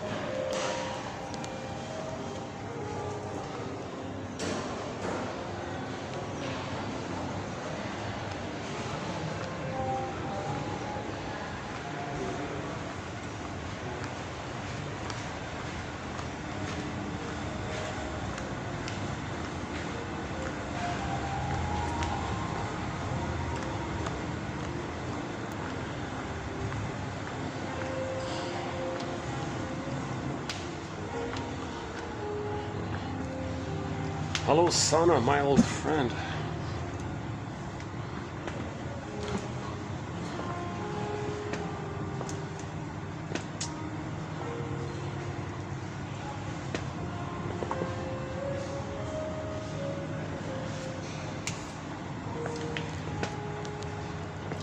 And I also played a clip by a speaker who described the pillage and the plunder as it being an issue of those with the shaded beige tone of skin. But she's not saying, now we're getting to this whole prejudice area. How prejudice might be, okay, so another factor, we mentioned three of the factors of why we pillage and plunder. Okay, manic defense because we can't mourn, okay, and then becoming addicted to it. Okay. Plus then repeating means you're being loyal to the mother because you're still waiting for her love. Infused in this point is that when the baby is not getting mother's love, the baby interprets that the mother's crying for love. If the mother's not loving the baby might think mother's crying for love. Baby says, "Don't worry, mother, I'll save you, I'll correct you." Or you want fusion, you want oneness. I'll be one with you. We can't do it. The baby can't be a perfect breast mother for the mother for decades in the prior, right? But he'll try. I'll be just like you. I'll be one. I'll save you, mother. I'll be just like one with you. I'll do everything like you. I want you to be seen, be recognized, have your identity. So I'll do everything like you. I'll mirror you and all this. Now the mother's love is unavailable. The more the mother's love is unavailable, the tighter and more adhesive the identification with her becomes. And finally, it clicks over to this painful thing called identification with the aggressor. So, but he's still trying to mirror the mother, please the mother, save the mother, cure the mother, provide the mother the love that she needed, so the baby ultimately can get the love that he needs. So he's going to try to save the mother. So being loyal to the mother, okay, the manic defenses, repetition, compulsion, this is being loyal to the mother. Okay. Now, there's an inner, at the same time, there's an inner critic. Did you save the mother? Okay.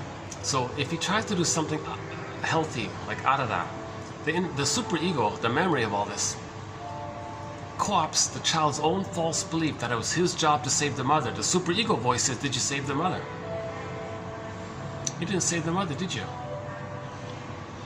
So he's kind of stuck, still trying to save the mother. So plundering and pillaging the planet, okay, being envy on the planet, and land grab, whatever, or what do you call it again? Stolen land, the song Stolen Land. This is being loyal to the mother, because the mother stole his soul, his emotional land or something, his soul castle, like the land, the castle. The castle's on a land, right? Kind of like the body. We all live in a psychic house called the soul castle. Mother stole it. Mother stole that land. Identification with the aggressor, steal land outwardly, and you're loyal with the mother who stole your inner land, your emotional land. So the mother takes the baby's emotional land. Baby identifies with the aggressor. To have her, to be like her, to repeat the cry for her love, he's got to keep on trying to save the mother. Keep on trying to be loyal to the mother. So he's going to keep on acting like her to that end. So in the present, he'll do something symbolic of what happened. So he'll steal the land outwardly. Okay, that's him being like the mother who stole his emotional land. Okay. So another version is I mentioned short selling, right? Short selling, something's good, you wreck it and you get a profit. So you short sold it. Mother short sold the baby's soul. Identifies with the short selling mother. Homo short sellicus. Okay, so one version of Homo traumicus is Homo short sellicus. Someone calls it simply Homo economicus, emphasizing the greed and the money. But more specifically, it's Homo short sellicus. So he'll short sell, want to make a profit off the hurt outwardly, plus steal the land, right? And short sell it. That's loyal to the mother. Okay, inside out, as above, so below. Okay. The interpersonal becomes intrapsychic. The intrapsychic is then expressed interpersonally. As beloved, so below, inside out. It's this kind of narrative that we're looking for. It's this kind of linking thing. This kind of, and a bird flies across, Hermes flies across. When we become conscious of how the present is some kind of metaphorical replay of the past. Okay, and that's the narrative medicine to make us conscious. So it all goes back to Freud's famous quote: "Make the unconscious conscious." Okay, where it was, ego shall be. Okay, so all of the energy in the unconscious is sometimes called the id, and then the ego is our consciousness. We want our consciousness to shall be. That's called. So we got to weave a basket. Right? So that's what all these 10,000 quotes are for, to help us be more conscious. Theories, ideas, ballpark approximations, hypotheses, speculations, stepping stones for better ideas, prompts to free associate with, being a detective. Just have these little theories, little ideas, and maybe things can make us feel a little consciousness. Okay? Secondary mentation, to give recognition for the past. That's called weaving a basket, and then the egg can come in. Just as a bird first builds a nest, then there'll be an egg. We got to build our consciousness, then some feelings from the past can come back. Some material, psychic material from the past can come into consciousness. So psychoanalysis looks for an egg and a basket that's missing. Weave the basket. That's what we're trying to do here. Weave this basket. A famous poet said that psychoanalysis looks for an egg and a basket that's missing. Okay. So another part to why we plunder and all this. So she said in yesterday's clip, she said it's those with the shade. She doesn't say shaded beige. She says white, right? White European colonial expansion project. Why is this still going on? Like she said this and she was angry, but just to understand it, definitely so. But we gotta analyze this. Okay, so we gotta have yesterday's quote was we'll have like a equidistant observation of the id, ego, and the self-criticism, but we got to support the ego. So we're supporting the ego. That's like the third side of the coin that holds the other two sides. So we got to build that consciousness. If we're going to heal, we got to build consciousness. If we don't have consciousness, we're just repeating until we get consciousness. So the confusing thing is, nobody has white skin, nobody has black skin, right? Everybody has a shade of melanin, and a quantity of melanin based on, over time, the interaction with the sun. So everybody has a shade of beige tone of skin, everybody has a shade of brown tone of skin. Shade of beige might be considered a shade of brown. So we all have a shade of brown tone of skin technically. Even somebody with light beige, it's still kind of in that melanin issue. Melanin is the chemical responsible for the tone of our skin, eye, and the color of our eyes and hair. And this takes place due to the interaction with the sun. Oops, hold on a second. Let's let these guys pass by.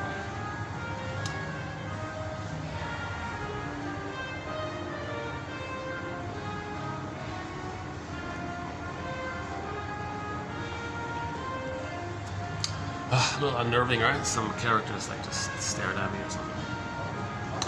So I moved the camera to reassure them I'm not filming you right now.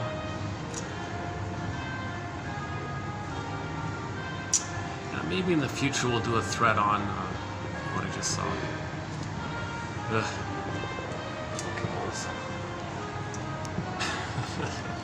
Okay, Let's look at something pretty for a second here. Oh yeah, cherry blossoms are nice.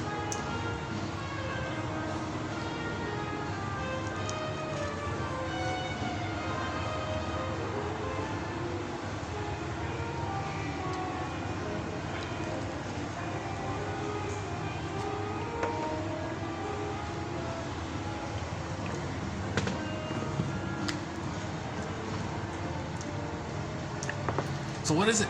What is it in particular? She didn't say it directly, but she's implying it. What is it in particular that it's those with the shaded beige tone of skin that are the most aggressive in the stolen land issue, in the plundering the land and destroying the planet for a quick buck? That's the short selling. And so she calls it a white European expansionism project. So that's in yesterday's video. If you look up Claire Daly, July 11, 2023. These are the crimes of apartheid. That clip there. It's only a minute long, but she acknowledges what Bruce Cockburn is saying. Stolen land. We're still plundering and pillaging. So why are we still plundering and pillaging? So that's like a symptom of homo traumicus. Okay, still repeating onto others what the mother did to us. That means we're traumatized. When there's trauma, we repeat. We repeat to become conscious of the trauma. When we're conscious of the trauma, we get our feelings, we stop repeating.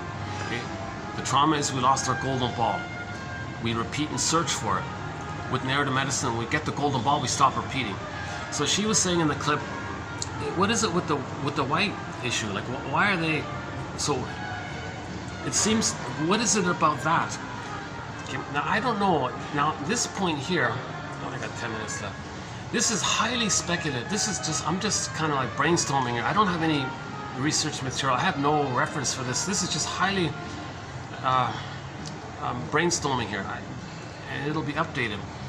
So, when Homo sapiens, Homo naturalis, became Homo traumicus 10,000 years ago with the discovery of farming and agriculture and our mismanagement of ourselves by the extra serotonin, and we panicked and pillaged from there and became Homo traumicus. So I won't detail that point here at this point, but and maybe in part 4, yeah, I'll pick up on this point. So let's just say, for the time being, we became Homo traumicus or Homo short-sellicus 10,000 years ago, okay, out of the panic of the serotonin with the discovery, and so it's kind of a serotonin issue basically, and the mismanagement of ourselves.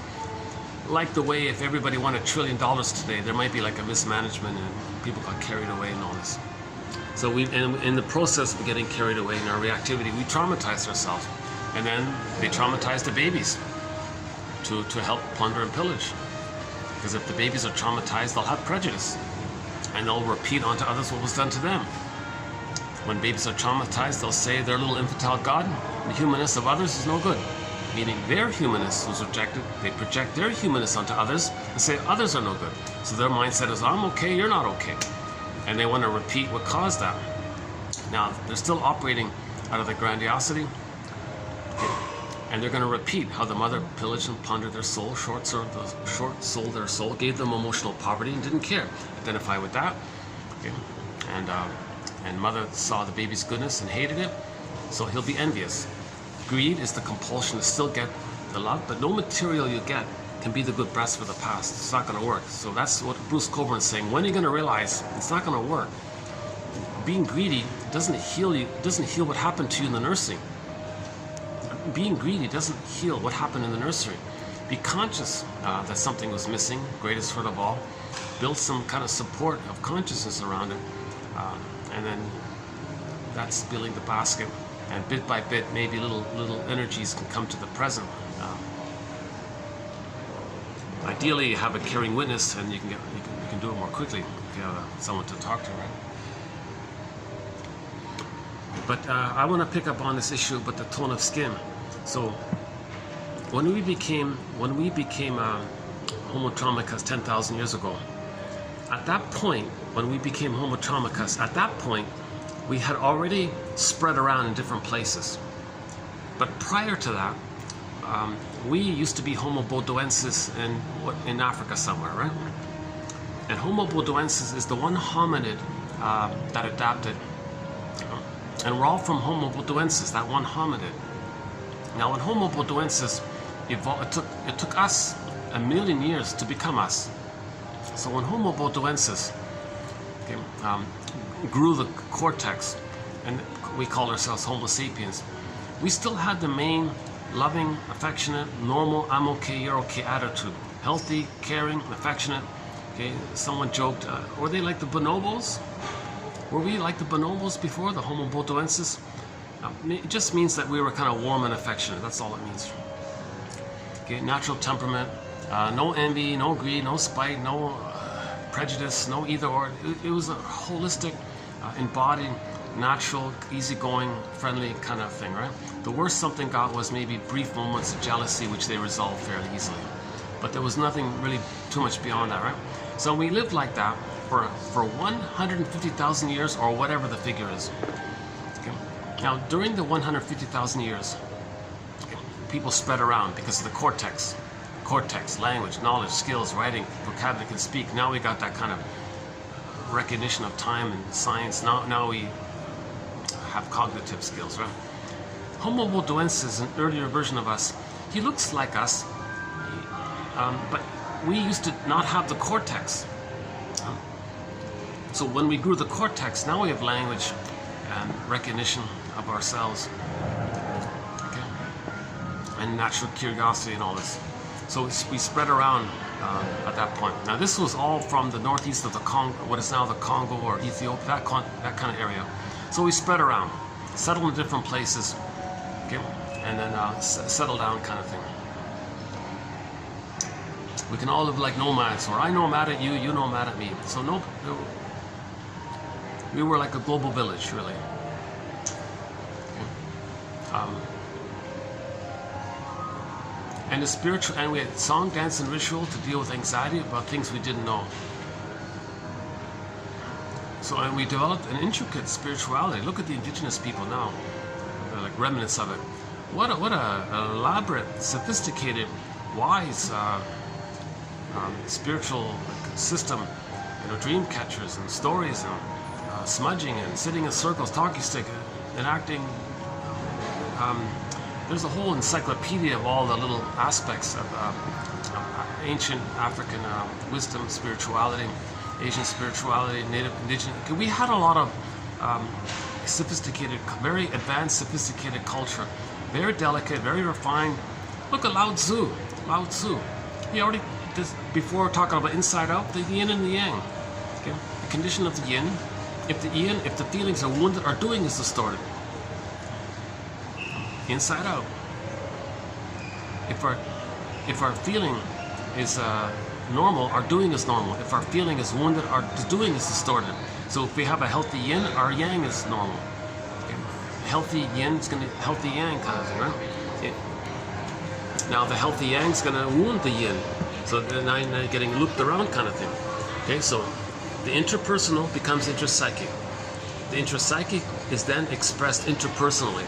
Inside out, okay, yin yang, okay, or as beloved, so below. So there's that beautiful symbol of the yin yang symbol.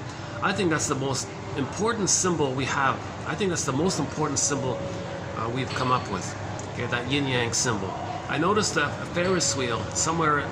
I think it's central West China. I forgot the province's name.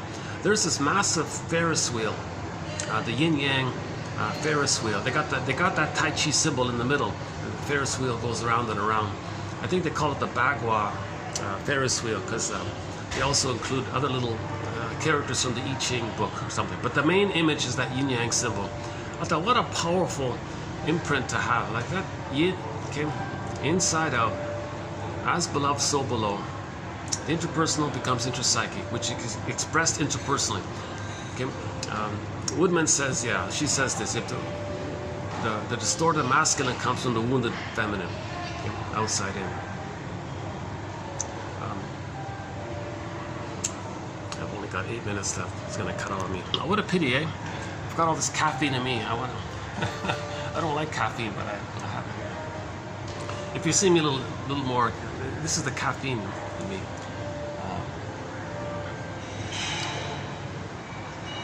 So, when we became traumatized versions of ourselves, we were in separate places. Now, when people are traumatized, they're projecting like crazy. Now, one aspect of trauma is called stranger anxiety. When the baby's traumatized, he's enraged at his mother. His rage, he can't know it. To not know it, he puts an image of the mother as a hungry, devouring wolf that wants to eat him. Why does the mother want to eat him in his belief? Because the baby's unmet need turned into oral greed and he was enraged. So his oral enraged greed, that concept he puts onto the mother. So in myths and fairy tales, there's the hungry wolf. Okay, in the Odyssey, it's the Cyclops eating the people. Okay, so the witch won't eat me, the book title. Hansel and Gretel, witch wants to eat the people. All these dangerous characters in myths and fairy tales, it's not real. It's an image or imago that holds the projected, disavowed, unable to know traits of a person. It's projected out like that. Okay, that's why when Dorothy throws water on the Wicked Witch, the thing poofs away, because it's not real. It's just the water's the feelings and the unconscious feeling. She makes the link and the recognition of it, the image disappeared, right? White Bear King Balamon, the Boar Queen poofed away. It's because it's not real. When we feel the feelings and admit, then we accept it, then these frightening images poof away because they're not real. But the child thinks, has an imprint of it, to not feel the pain of not getting his needs met and his rage around it, his unmet need of greed. If the baby is removed from the mother, so one of the things, one of the starting points, one of the reactions to when we became homo traumicus is the babies were removed from the mother. That'll do it. Okay, they'll have the prejudiced mindset. Okay, so we went from the tolerant mindset before to the prejudiced mindset. The prejudiced mindset is a symptom of trauma. We traumatize ourselves out of confusion and reactivity. It's just an accident kind of thing. Okay, so now we went from global village to global pillage. So now why is it now? Here's the edgy thing here. When we settle around different places, Robert Bly sort of partially mentions this. The people that kind of stayed around the equator or whatever and maintained a shade of brown. We all had a shade of brown in the beginning, right? Maybe at the same time, simultaneously, it's nothing to do with the skin tone. It's about the way babies are raised. So maybe babies were still given a traditional, normal child rearing practice. So babies were allowed, and they got a shade of brown. Okay, when people settled in places with less sun, maybe because of that and the lifestyle around it, maybe the way babies were raised was different. So maybe there was more trauma that way.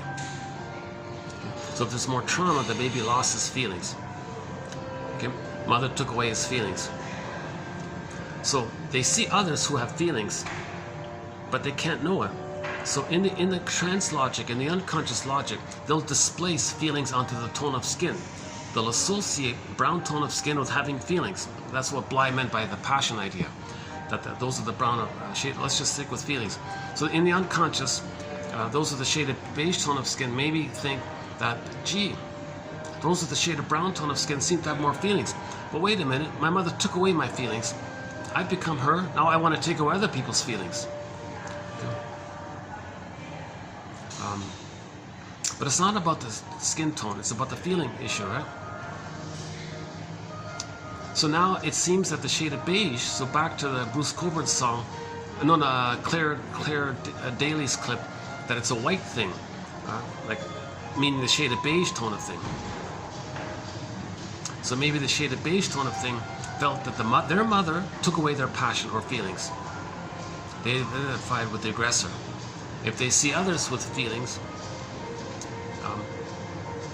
that's their lost feelings. But it's too painful to admit the loss of identity. All they are is one who takes away identity. The mother took away their identity, so they want to take the identity away from others. So we're back to this identity issue, right? It's simultaneous. When we're looking for the golden ball, it means we're looking for identity. I feel therefore I am, right? Again, White Bear King Balamon, right? Golden Reef and the bear, feelings, identity. So they're linked, they're one like that, right?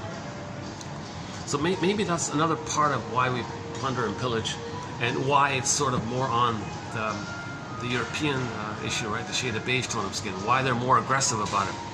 So maybe there's more trauma, more loss of feelings.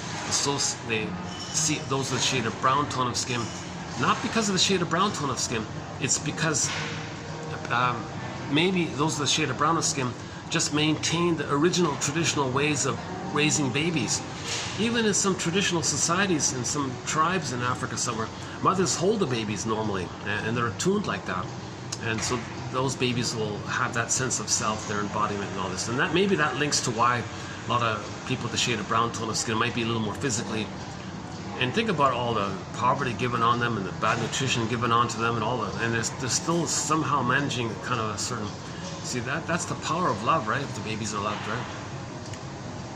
That they can put up with so much infliction that's being put onto them.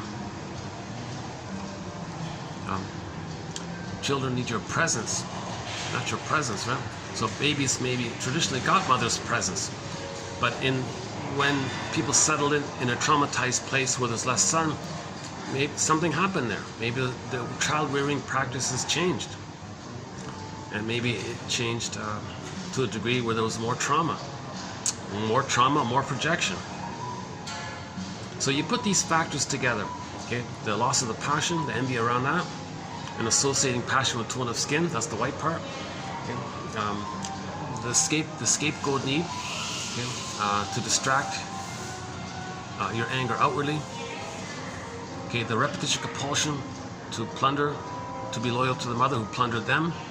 Again, mother took the baby's emotional land, they identify with the aggressor, take other people's land, it's like that, stolen land.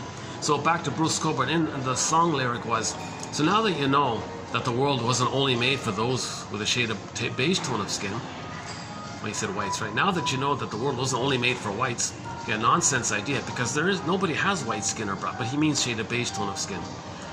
Unless he means, I'm not sure, unless there's some kind of subliminal about, a lot of people with prejudice, they associate the color of milk.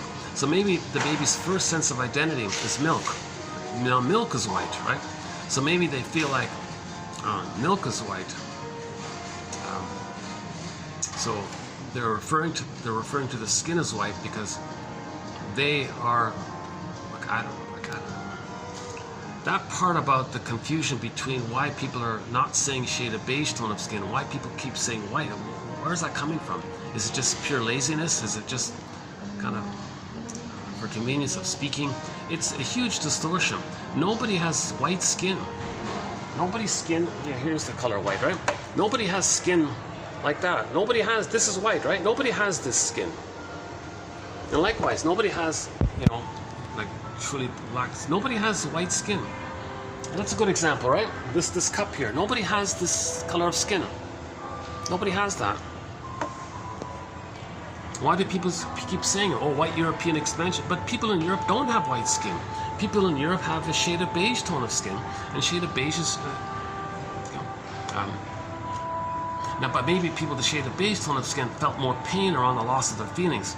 Okay, that implies that the link, like a displacement, those with traditional child rearing practice